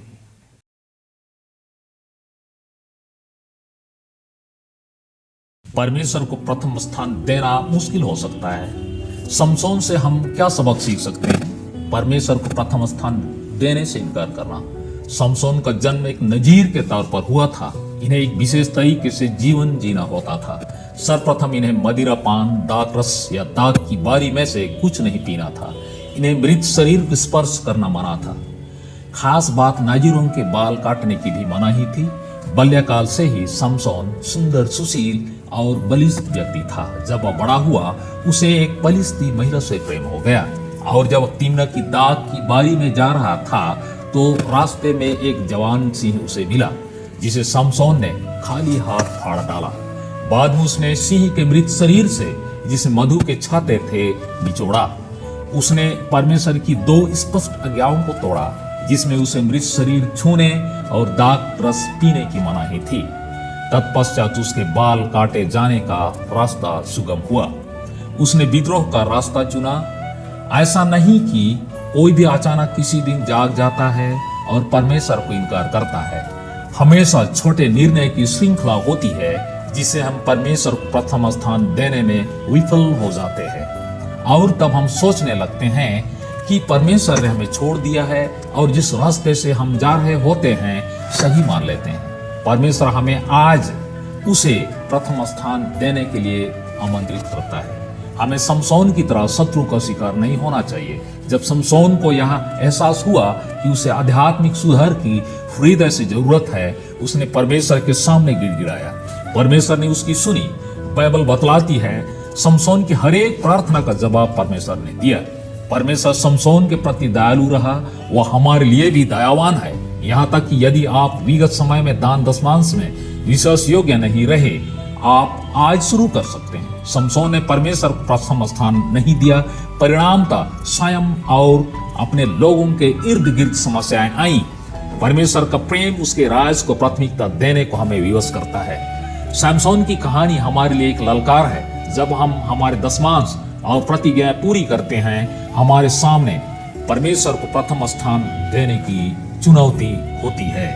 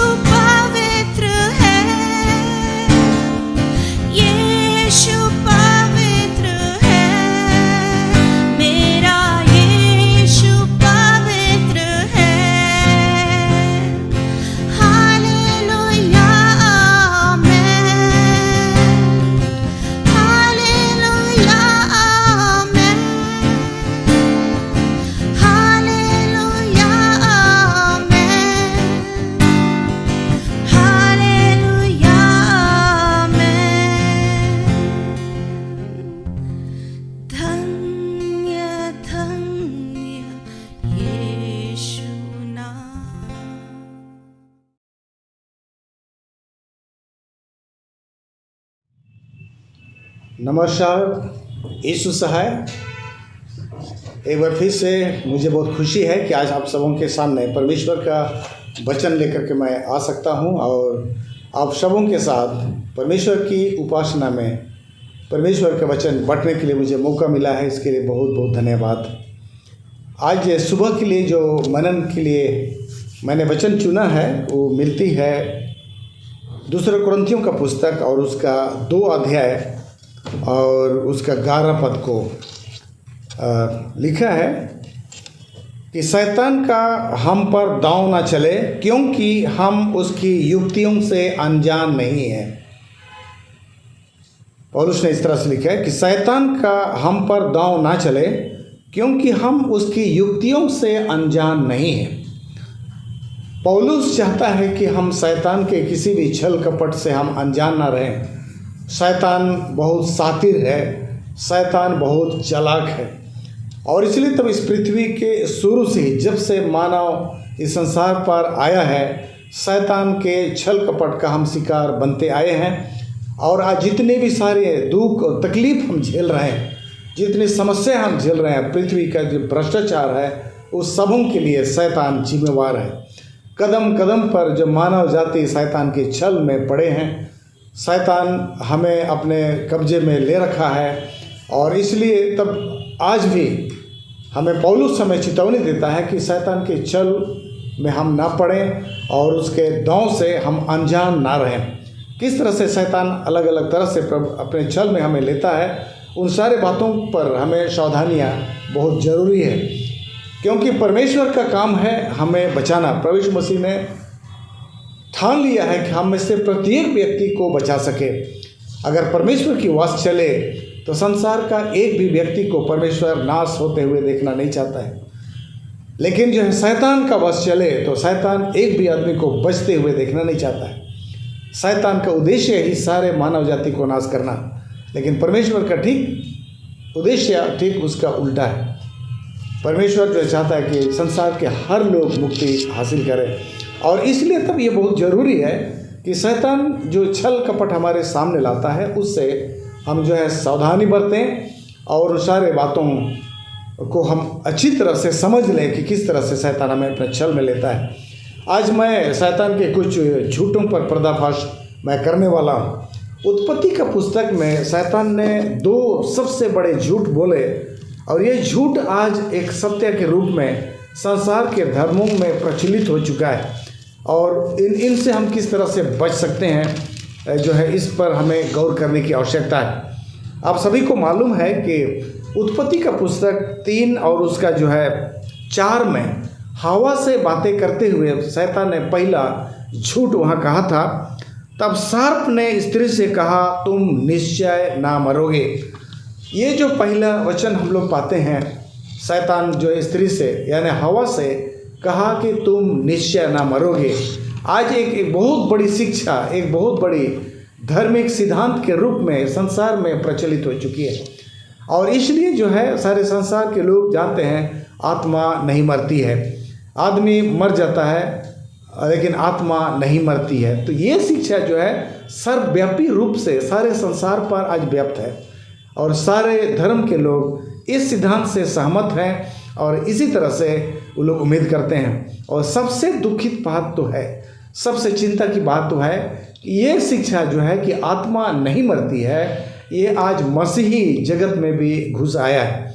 जो लोग पवित्र शास्त्र को ही एकमात्र अपना शिक्षा का आधार मानते हैं, पवित्र शास्त्र को ही प्रचार करने का दावा करते हैं, लेकिन इस तथ्य को कि आत्मा नहीं मरती है, इस बात को जो है निर्विरोध रूप से लोगों ने, मसीहियों ने उसको ग्रहण कर लिया है। ये बड़ी चिंता की विषय है। लेकिन अगर हम देखें तो ये आत्मा नहीं मरती है, ये सिद्धांत शैतान का एक झूठ पर आधारित है, जो कि शैतान ने हमें दिग्भ्रमित कर दिया है। शैतान हमें बिल्कुल जो है मिसगाइड कर दिया है और हम शैतान के द्वारा से लाया गया इस जो है झूठी शिक्षा पर जो है आज संसार टिकी हुई है।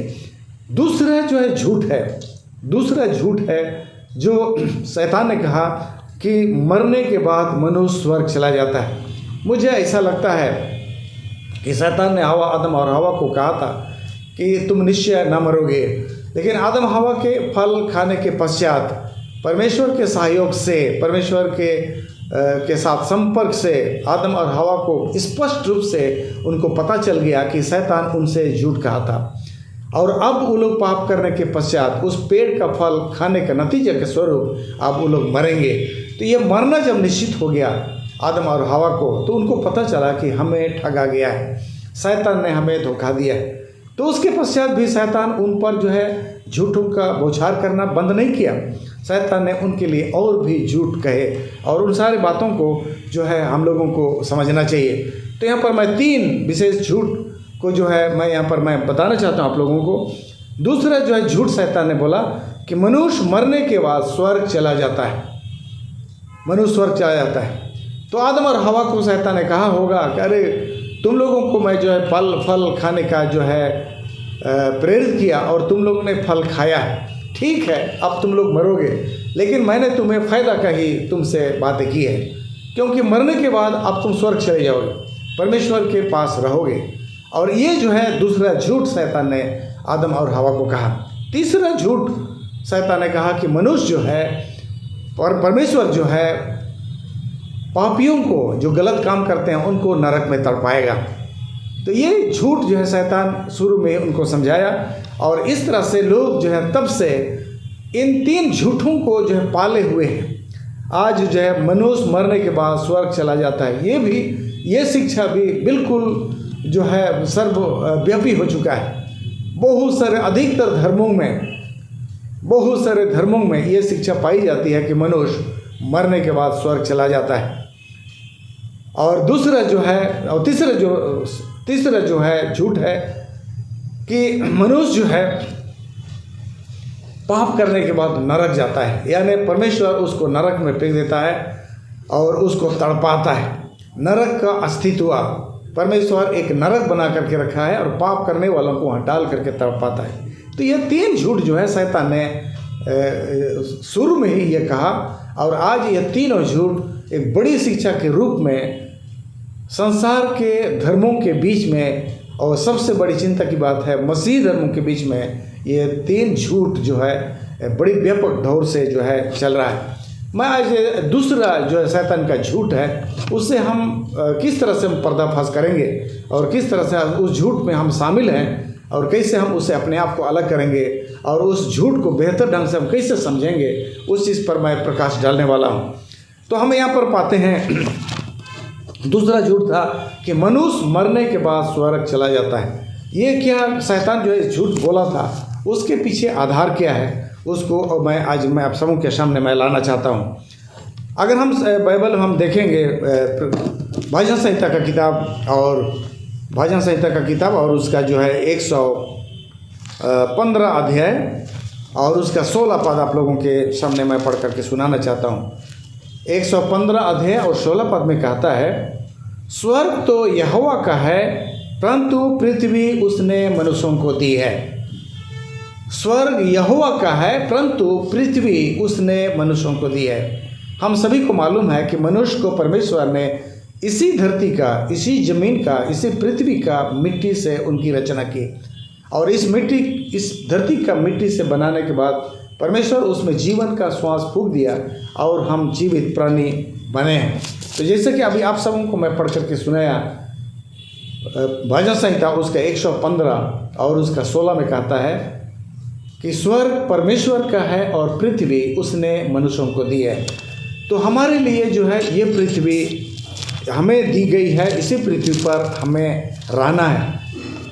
परमेश्वर इसी पृथ्वी पर हमें बनाया और हमारे लिए यही पृथ्वी स्वर्ग थी। यही पृथ्वी पर हम हमेशा के लिए रहते, हमारे साथ अमरता की बात सिद्धांत लागू होती, और इस पृथ्वी हमें जो दी गई है और सदा के लिए हम इस पृथ्वी पर रहते। स्वर्ग की हमारे लिए परिकल्पना करने की कोई ज़रूरत नहीं था। इस पृथ्वी से छोड़कर कहीं और हमें जाने की ज़रूरत नहीं थी, क्योंकि यही पृथ्वी हमारे लिए बनाई गई थी और इसी पृथ्वी पर हमें सदैव रहना था। मत्ती का पुस्तक उसका 5 और उसका 5 में लिखा है, धन्य है वे जो शोक करते हैं क्योंकि वे पृथ्वी के अधिकारी होंगे। और एक बार मैं पढ़ना चाहता हूँ, धन्य है वे जो नम्र हैं क्योंकि वे पृथ्वी के अधिकारी होंगे। पहली बार मैं जो है 4 पद को पढ़ा था, लेकिन 5 पद में एकदम कहता है, धन्य हैं वे जो नम्र हैं क्योंकि पृथ्वी के अधिकारी होंगे। ये प्रभु यीशु मसीह का वचन है। पाप करने के पश्चात जो है इस पृथ्वी पर हम परदेशी हो गए हैं, क्योंकि ये पृथ्वी पर शैतान ने अपना कब्जा कर लिया है। आज इस पृथ्वी का सरदार शैतान है। 2 कुरिन्थी 4:4 के अनुसार से इस पृथ्वी का परमेश्वर आज जो है शैतान है, और इसलिए तब जो है ये पृथ्वी शैतान के हाथ में चले जाने के कारण हम परदेशी हो गए हैं। लेकिन हमारा प्यारा प्रभु यीशु मसीह इसी पृथ्वी को हमें दोबारा जो है देने का प्रयत्न कर रहा है, और इसलिए प्रभु यीशु मसीह ने अपने पहाड़ी उपदेश में मत्ती का किताब उसका 5 और 5 में कहा, धन्य है जो नम्र हैं क्योंकि वे पृथ्वी के अधिकारी होंगे। प्रभु यीशु मसीह इसी पृथ्वी पर हमें दोबारा अधिकारी बनाना चाहता है, और उसके लिए प्रभु यीशु मसीह ने हमें शिक्षा दिया है कि हमें परमेश्वर के समान एक नम्र दिल का हम जो है बने।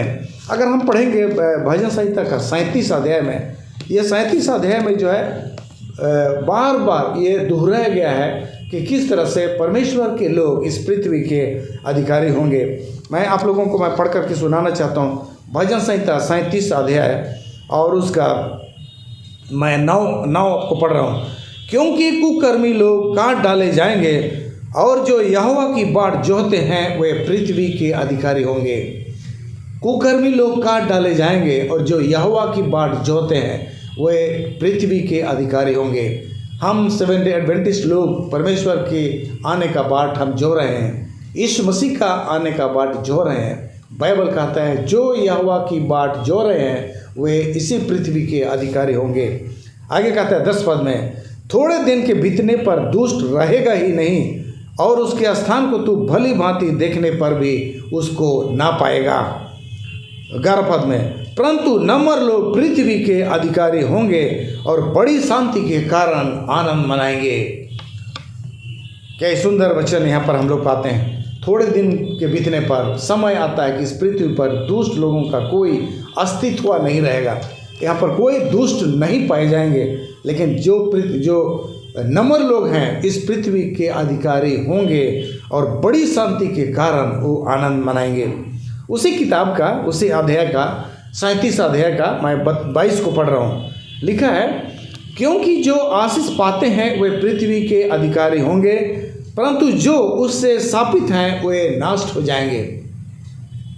जो उससे आशीष पाते हैं वे पृथ्वी के अधिकारी होंगे। आगे मैं पढ़ रहा हूँ 25 को, 25 को नहीं, हम लोग आगे 29 को हम लोग पढ़ेंगे। धर्मी लोग पृथ्वी के अधिकारी होंगे और उसमें सदा बसे रहेंगे। धर्मी लोग पृथ्वी के अधिकारी होंगे और सदा बसे रहेंगे। इस तरह से वही 37 अध्याय में इस बात को फिर से यहाँ पर जो है उसको दोहराया है। मैं 34 को भी आप लोगों को पढ़ के सुनाना चाहता हूँ। यहोवा की बाट जोहता रहा और उसके मार्ग पर बना रहा। यहोवा की बाट जोहता रहा और उसके मार्ग पर बना रहा, और वह तुझे बढ़ाकर पृथ्वी का अधिकारी कर देगा। तो क्या ही सुंदर प्रतिज्ञा हम लोग पाते हैं भजन संहिता 37 अध्याय में। ये बार बार भजन संहिता का लेखक जो है हमें याद दिलाता है परमेश्वर की बाट जोहता रहा। 7 डे एडवेंटिस्ट लोग बाट जोहने वाले लोग हैं। परमेश्वर का बाट जोहता रहा और वह तुझे पृथ्वी का अधिकारी बना देगा। क्या ही खुशी का बात है। तो यहाँ पर जो है मैं आप लोगों को यही समझाना चाहता हूँ, ये पृथ्वी मनुष्यों को दी गई है। परमेश्वर यहोवा का स्वर्ग है, स्वर्ग तो परमेश्वर का है, लेकिन पृथ्वी मनुष्यों को दी गई है। शैतान ने छल कपट करके ये पृथ्वी हमसे छीन लिया है और आज उस पर काबिज हो गया है। आदम और हवा को इस पृथ्वी का अधिकारी उनको बनाया गया था, केयरटेकर उनको बनाया गया था, उनको मैनेजर बनाया गया था। फूलो फलो और सारे संसार में भर जाओ और सब कुछ को अपने अधिकार में कर लो। ये जो है उत्पत्ति 1:28 में परमेश्वर ने आदम और हवा से कहा था, सारे पृथ्वी को अपने अधिकार में कर लो, फूलो फलो और उसमें सारे संसार में भर जाओ। ये जो है हमारे लिए आशीष की बात, प्रतिज्ञा की बात कही गई थी, लेकिन ये बात जो है ये प्रतिज्ञा टूट गई है और शैतान आज इस पर काबिज हो गया है। लेकिन परमेश्वर जो है हमें वादा करता है कि ये पृथ्वी फिर दोबारा हमें देगा। तो मैं आज आप लोगों को आप रास्ते से मत हटिए। आज का जो विषय मैंने रखा है कि शैतान ने हमें सिखा दिया है कि मरने के बाद लोग स्वर्ग चले जाते हैं। इसी बात को मैं समझाने के लिए ये सारे बातें मैं बता रहा हूँ। शैतान जो बात जो है बताया हमारे लिए और परमेश्वर जो हमारे लिए जो कर रहा है उसमें क्या फ़र्क पड़ता है, उसमें क्या फ़र्क है, उस बात पर हम लोग यहाँ पर जो है हम लोग तुलना कर रहे हैं। तो इस तरह से हम लोग पाते हैं कि नम्र लोग जो परमेश्वर की बाट जो होते हैं, जो अच्छे लोग हैं, परमेश्वर के आशीषित लोग हैं, ये पृथ्वी के अधिकारी होंगे। तो इस तरह से हम लोग इन बातों को हम लोग पाते हैं। स्वर्ग की परिकल्पना कहाँ से शुरू हुई? स्वर्ग की परिकल्पना कहाँ से शुरू हुई? बाइबल में भी हम लोग पाते हैं परमेश्वर के लोगों का स्वर्ग जाने की बात हम पाते हैं। लेकिन इसी बात को शैतान ने किस तरह से अपने हिसाब से इस बात को प्रस्तुत किया है, अपने हिसाब से लोगों के सामने इस बात को रखा है। और आज जो परमेश्वर जिस तरह से स्वर्ग का परिकल्पना किया है उस बात पर हम कम ध्यान देते हैं। लेकिन जो शैतान की ओर से जो परिभाषित है, स्वर्ग का जो परिभाषा जो है शैतान ने दी है, हम उस बात पर ज़्यादा विश्वास करते हैं। इस बात को मैं यहाँ पर मैं खोलना चाहता हूँ। प्रभु यीशु मसीह ने जब इस पृथ्वी से प्रभु यीशु मसीह जाने पर था, तो हम लोग यहाँ पर पाते हैं प्रभु यीशु मसीह ने क्या कहा। यूहन्ना का पुस्तक उसका 14 अध्याय और उसका 1 से पढ़ रहा हूँ।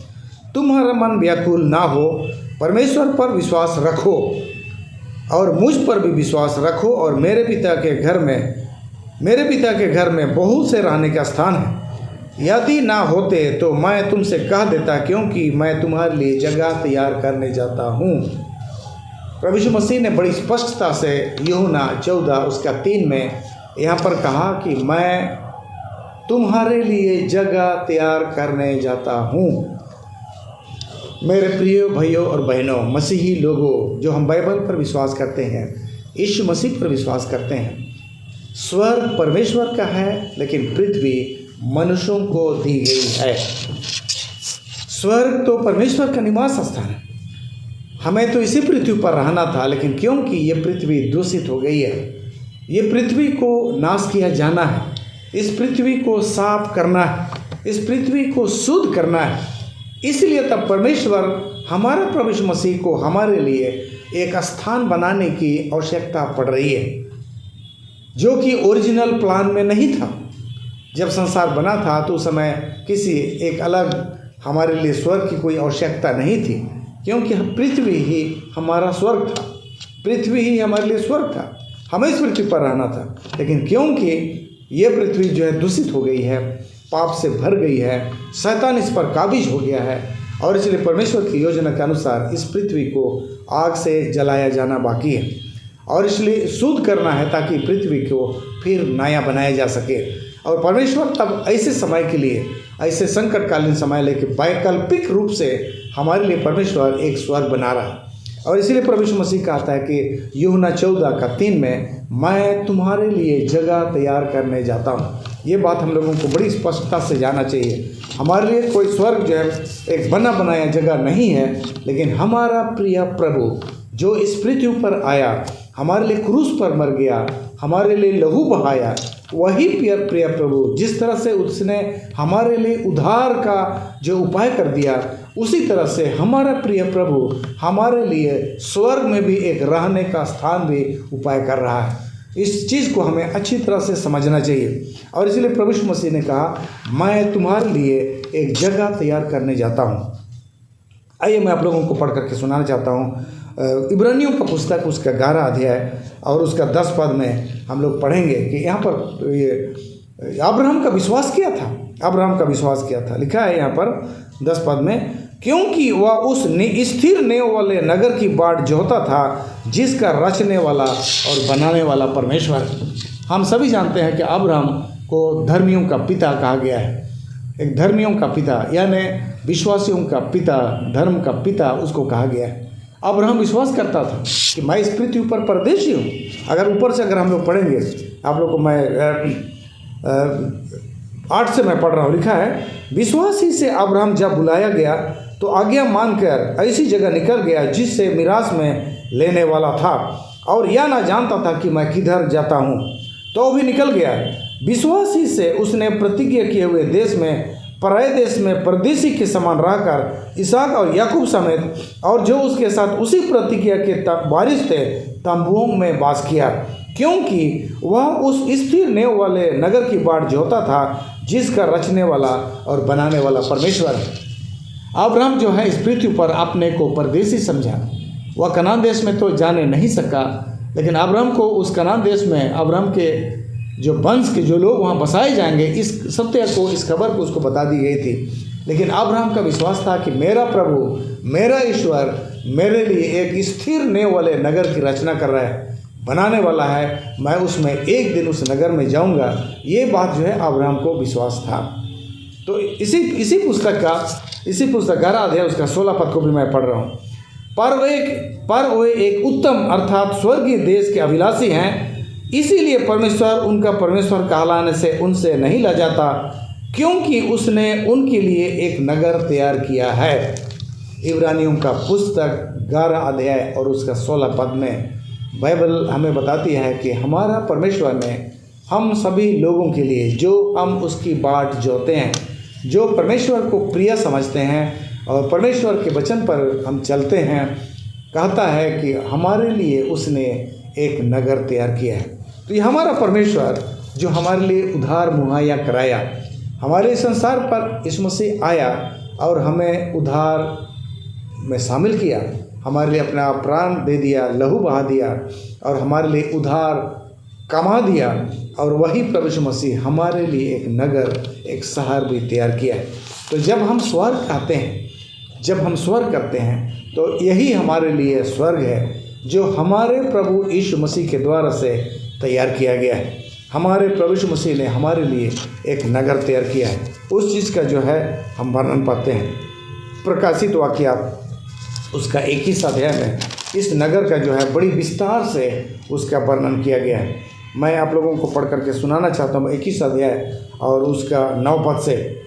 फिर जिन 7 स्वर्गदूतों के पास 7 अंतिम विपत्तियों से भरे हुए 7 कटोरे थे, उनमें से एक मेरे पास आया और उसने मेरे साथ बातें करके कहा, इधर आ, मैं तुझे दुल्हन अर्थात मेमने की पत्नी दिखाऊंगा।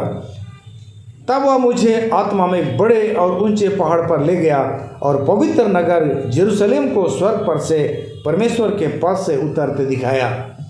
तो यहाँ पर हम जो है 21 अध्याय में, जो कि प्रकाशित वाक्य के 21 अध्याय में, उस बड़े नगर, उस स्थिर नेव वाले नगर जिसके विषय में प्रभु यीशु मसीह ने कहा कि मैं तुम्हारे लिए जगह तैयार करने जाता हूँ, जिसके विषय में हमने पढ़ा इब्रानियों का किताब 11 अध्याय में। अब्राहम बाट जोता था, जो परमेश्वर हमारे लिए एक वैकल्पिक नगर बनाया है, वो नगर को यहाँ पर जो है दिखाया गया है। इस पृथ्वी पर भी यरूशलेम शहर था जो कि शांति का नगर कहलाता है, लेकिन जो है यरूशलेम शहर इस पृथ्वी पर एक लड़ाई का केंद्र, रक्तपात का केंद्र, लहू बहाने का केंद्र, लोगों को मार डालने का केंद्र बना। और जितनी लड़ाइयाँ यरूशलेम पर लड़ी गई, शायद ही किसी और दूसरे शहर के लिए लड़ी गई। और इस तरह से ये यरूशलेम अपना नाम के विपरीत, जो कि शांति का नगर था, उपद्रव का नगर बन गया। और इसलिए हमारा परमेश्वर ने उस यरूशलेम के बदले एक नया यरूशलेम जो है आसमान में स्वर्ग पास बनाया है। मुझे नहीं मालूम कि वो स्वर्ग से कितना दूर है, लेकिन परमेश्वर ने हमारे लिए एक वैकल्पिक शहर, एक वैकल्पिक नगर जो है परमेश्वर हमारे लिए बनाया है और उसको नया यरूशलेम उसको दिखाया गया है, बताया गया है। आगे कहता है, परमेश्वर की महिमा उसमें थी और उसकी ज्योति बहुत ही बहुमूल्य पत्थर अर्थात बिलौर के समान यासप की तरह स्वच्छ थी। उसकी शहरपना बड़ी ऊंची थी और उसके 12 फाटक और फाटकों पर 12 स्वर्गदूत थे और उन फाटकों पर इस्राएलियों के 12 गोत्र के नाम लिखे थे। पूर्व की ओर 3 फाटक, उत्तर की ओर 3 फाटक, दक्षिण की ओर 3 फाटक, पश्चिम की ओर 3 फाटक। नगर की शहरपना की 12 नेवें थी और उन पर मेमने के 12 प्रेरितों के नाम लिखे थे। जो मेरे साथ बातें कर रहा था उसके पास नगर और उसके फटकों और उसके शहरपना को नापने के लिए एक सोने का गज था। वह नगर वर्गाकार बसा हुआ था और उसकी लंबाई चौड़ाई और के बराबर थी। और उसने उस गज से नगर को नापा तो 750 कोस निकला। उसकी लंबाई, चौड़ाई और ऊंचाई बराबर थी। कहता है, अगर 21 पद को उसी में 12 फाटक 12 मोतियों से के थे। एक एक फाटक एक एक मोती का बना था। नगर की सड़क स्वच्छ कांच के समान शुद्ध सोने से बनी थी। तो ये जो है इस तरह से यहाँ पर एक नगर जो परमेश्वर हमारे लिए बना रहा है उसका वर्णन है, उसका वर्णन है। ये परमेश्वर का जो स्वर्ग के अलावे है। स्वर्ग तो परमेश्वर का है, वो परमेश्वर का स्वर्ग तो सनातन काल से परमेश्वर का स्वर्ग है। स्वर्ग का जो है उसका आदि में स्वर्ग को परमेश्वर ने बनाया। लेकिन हमारे लिए जो स्वर्ग बन रहा है, हम ये प्रभु यीशु मसीह को उसका श्रेय जानता है, जो हमारे लिए बना रहा है, जो हमारे उद्धार किया, वो हमारे रहने के लिए स्थान भी बना रहा है। तो उस शहर को बाइबल नया जेरूशलेम उसको नाम देता है। और इस प्रकार से यहाँ पर बोलता है सोने चांदी और बहुमूल्य पत्थरों से बना हुआ था। उसके सड़कें स्वच्छ सोने से बने थी जो कि कांच के समान था। इस प्रकार से कहता है इस पृथ्वी पर सोना जो है बहुमूल्य धातु है, हम उसके लिए तरस जाते हैं। लेकिन स्वर्ग के राज में जो परमेश्वर जो हमारे लिए जो नगर बना रहा है उसमें जो है सड़कें जो है सोने से बनी हुई है। 16 पद में उसका जो लंबाई चौड़ाई बोलता है 750 कोस उसका एक छोर से लेकर दूसरे छोर तक उसका 750 कोस था। 750 कोस लंबाई, 750 कोस चौड़ा और 750 कोस ऊंचा। ये कोस जो है एक कोस में करीब 3 किलोमीटर होते हैं। ये माइल के करीब है। 1 किलोमीटर में 3 कोस है। तो 750 को अगर हम लोग जो है उसको किलोमीटर में बनाएंगे तो 2250 किलोमीटर करीब बनता है। 2250 किलोमीटर उसका एक छोर से दूसरा छोर था, यानी 2250 किलोमीटर लंबा, 2250 किलोमीटर चौड़ा और 2250 किलोमीटर उसका ऊंचा था। इतने बड़े घर, इतने बड़े नगर जो परमेश्वर ने अपने विश्वासियों के लिए, जिनको वह बचाया है अपने लहू से, उनके लिए परमेश्वर ये नगर बनाया है। और परमेश्वर हमारे लिए इंतजार कर रहा था कि हम उस नगर में जा सकें। इसलिए प्रभु यीशु मसीह ने कहा, प्रभु यीशु मसीह ने कहा धन्य है जो मन के दीन है, क्योंकि पृथ्वी के जो है वो अधिकारी बनेंगे। और उन सारे लोगों के लिए जो परमेश्वर की बाट जोहते हैं, परमेश्वर ने एक नगर भी तैयार किया है। मैं गूगल में देख रहा था, इन्फॉर्मेशन कितना सही है या गलत है, लेकिन गूगल में इस शहर का इन्फॉर्मेशन देता है। बोलता है कि अगर इतना बड़ा घर है, 2250 किलोमीटर लंबा और उतना ही चौड़ा भी और ऊंचाई भी उतना ही है, तो इस पृथ्वी पर उस शहर को अगर वर्तमान स्थिति पर यहाँ पर लाया जाए तो इस पृथ्वी पर उसको रखना मुश्किल हो जाएगा। इतना जगह इस पृथ्वी पर कहीं है ही नहीं, इतना बड़ा घर को एक साथ उसको ला करके रखा जा सके। हाँ, उत्तरी अमेरिका और कनाडा को मिला करके जो है वहाँ पर अगर इस घर को उतारा जा सके तो उसको उतारने के लिए जगह मिल सकती है। तो इतनी बड़े घर है, अगर उस घर में अगर 10 feet by 10 feet by 10 feet अगर उसमें जो है रूम बना दिए जाएँ, यानी 100 तो जो है बोलता है कि 27 अरब रूम बनेंगे। 10 फीट का अगर उसमें रूम बना दिया जाए, 10 फीट लंबा चौड़ा और ऊंचाई भी अगर 10 फीट का रूम बने तो उसमें जो है 27 अरब रूम बनेंगे। यानी एक रूम पर एक व्यक्ति को भी अगर जगह मिले तो 27 अरब लोग उसमें अटेंगे। उसी तरह से कहता है कि अगर उसमें 100 फीट का कर दिया जाए, 100 फीट लंबा चौड़ा और 100 फीट ऊंचा भी अगर रहे एक आदमी के लिए, इतना बड़ा रूम बने, इतना बड़ा घर बने उस घर के अंदर में, तो उसमें 1 अरब 6 करोड़ लोग उसमें आ सकेंगे। यानी 1 अरब 6 करोड़ रूम उसमें बनेगा। तो इतना बड़ा घर हमारा परमेश्वर बना रहा है। परमेश्वर को मैं धन्यवाद देना चाहता हूँ कि इस पृथ्वी के राजा महाराजा तो जो है दूसरों से यानी नौकरों से यानी मजदूरों से अपने घर बनवाते हैं, लेकिन हमारा परमेश्वर तो हमसे इतना प्यार किया कि हमारे लिए जो है स्वर्ग में खुद से वो घर बनाया है। तो इस तरह से हम लोग जो है हम पाते हैं परमेश्वर हमारे लिए एक स्वर्ग बनाया है। लेकिन जो है जैसा कि शुरू में मैंने आप लोगों को कहा कि शैतान एक झूठ बोला है। शैतान एक झूठ बोला है कि मनुष्य मरने के बाद स्वर्ग चला जाता है।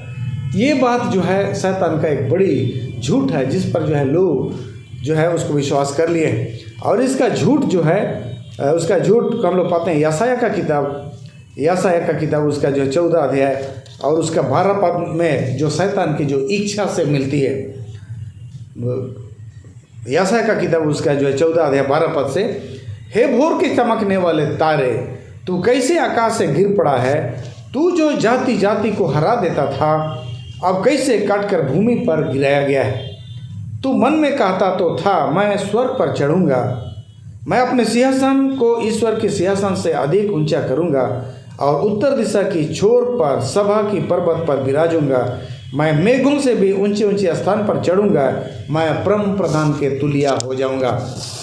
तो यहाँ पर हम शैतान की अभिलाषा को हम पाते हैं, शैतान की इच्छा को हम पाते हैं, और शैतान की यही इच्छा जो है शैतान को शैतान बना दिया। तो लूसीफर था, एक स्वर्गदूत था, लेकिन उसके मन में एक अभिलाषा जागी, उसके मन में एक जिज्ञासा जागी कि वह परमेश्वर के समान बने, और कहता है मैं स्वर्ग पर चढ़ूँगा, मैं स्वर्ग पर चढ़ूँगा, मैं अपने सिंहासन को ईश्वर के तारागण से अधिक ऊंचा करूँगा और उत्तर दिशा की छोर पर सभा की पर्वत पर विराजूंगा, मैं मेघों से भी ऊंचे ऊंचे स्थानों पर चढ़ूँगा, मैं परम प्रधान के तुलिया हो जाऊँगा। तो ये जो है अभिलाषा, ये लूसीफर का अभिलाषा था, जो लूसीफर से शैतान बना दिया। और जब शैतान इस पृथ्वी पर आया तो आदम और हवा से उसने झूठ कहा कि तुम उस पेड़ का फल खाओगे तो भी निश्चय नहीं मरोगे। और जब आदम और हवा ने उस पेड़ का फल खाया और बाद में आदम हवा को सच्चाई पता चला कि वो लोग मरेंगे, वो लोग अब अवश्य ही मर जाएंगे। जब इस सच्चाई पता चला तो शैतान उनके पास एक दूसरा झूठ लेकर के आया, कोई बात नहीं, कोई बात नहीं, तुम लोग पाप किए हो, मरोगे, लेकिन मरने के बाद तुम स्वर्ग चले जाओगे। क्योंकि स्वर्ग जाने का अभिलाषा शैतान का अपना था, और वही एग्जैक्टली वही अभिलाषा को उसने मनुष्यों के हृदय पर डाल दिया। और आज शैतान के इसी विचारधारा को, शैतान के इसी अभिलाषा को हम जो है लेकर के रखे हैं। सारे संसार के लोग इसी विचारधारा पर जी रहे हैं कि मरने के बाद हम स्वर्ग चले जाएंगे। और यहाँ तक कि सबसे दुख की बात है कि मसीह लोग भी यह विश्वास करते हैं। हमारे हिंदुस्तान में तो जब किसी का भी नाम लिखा जाता है और अगर व्यक्ति नहीं है, इस पृथ्वी से गुजर चुका है, मर चुका है, तो उसके नाम के आगे स्वर्गीय लिख दिया जाता है। कहने का मतलब जो व्यक्ति मर गया वो स्वर्ग चला गया। तो ये विचारधारा जो है शैतान ने हमारे पास लाया। स्वर्ग परमेश्वर का है, मनुष्यों को ये पृथ्वी दी गई है, लेकिन क्योंकि ये पृथ्वी अशुद्ध हो गई है, ये पृथ्वी जो है पाप से ग्रसित हो गया है, इसको शुद्ध करने की आवश्यकता है। इसलिए परमेश्वर एक वैकल्पिक निवास स्थान, एक नया जेरूशलेम हमारे लिए बना रहा है। मुझे नहीं मालूम स्वर्ग से कितना दूर स्थापित है, लेकिन स्वर्ग के करीब स्थापित है, जहाँ पर परमेश्वर अपने चुने हुओं को जब इस बार यीशु मसीह आएगा, इस पृथ्वी पर से उठा लेगा और उसमें 1000 साल तक हम उस नए जेरूशलेम पर हम रहेंगे। तो हमारे जो है हमारा थोड़े समय के लिए, एक अल्प समय के लिए, एक कम समय के लिए हम इस पृथ्वी को छोड़ेंगे और परमेश्वर के द्वारा बनाया गया उस नगर में हमें ले जाया जाएगा। यीशु मसीह की कृपा से, उसकी अनुग्रह से हमें इस पृथ्वी से थोड़े समय के लिए एक जगह लिया जाएगा जिसको यीशु मसीह नया जेरूशलेम नाम देता है। तो हमारा जहाँ तक स्वर्ग की परिकल्पना है, हमें उसको स्पष्ट रूप से समझना चाहिए। ये परमेश्वर की परिकल्पना है। परमेश्वर ने हमारे लिए इस तरह से बनाया है। यीशु मसीह ने कहा मैं तुम्हारे लिए जगह तैयार करने जाता हूँ, और प्रभु यीशु मसीह ने बड़ी मेहनत से हमारे लिए 2250 किलोमीटर लंबा, चौड़ा और ऊंचाई घर भी बनाया है, जो सोने, चांदी और बहुमूल्य पत्थरों से सुसज्जित है।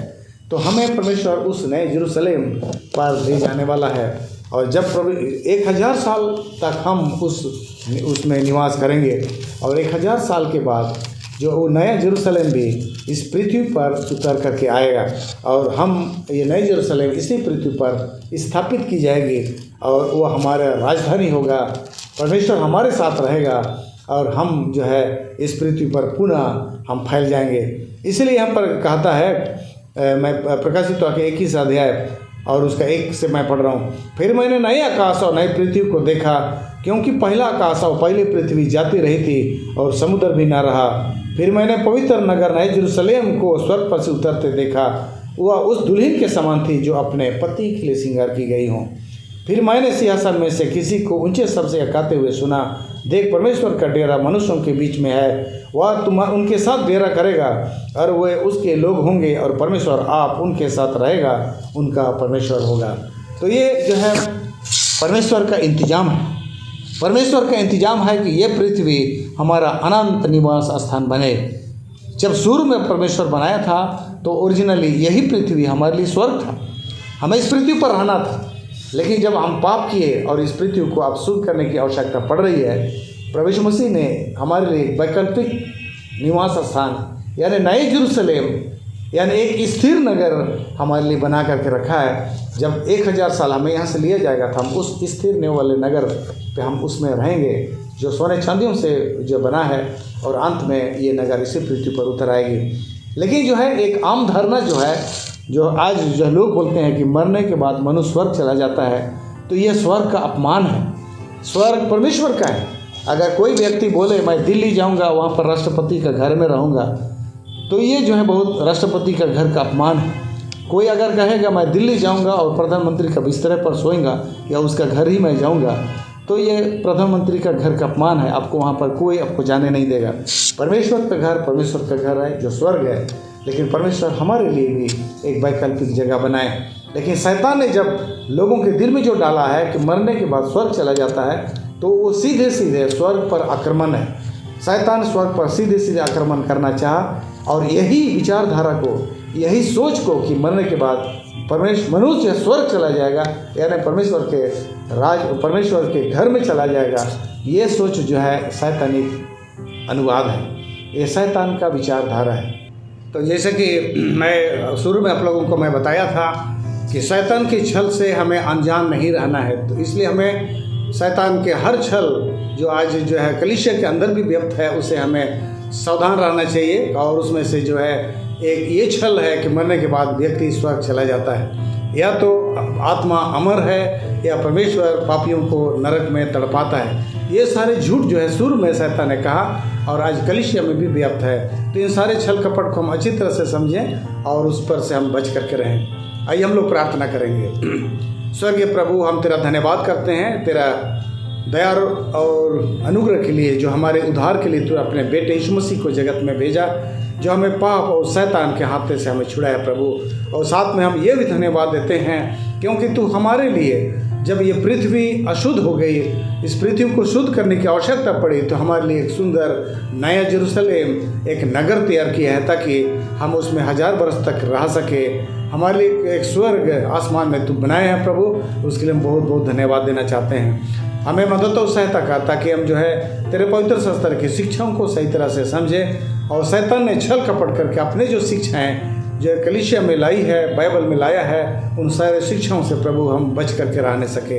हमारे पाप गुनाहों को तो क्षमा कर, छोटे बिंदु यीशु मसीह के नाम से मांगते हैं, सुनो ज्ञान कर, आमीन।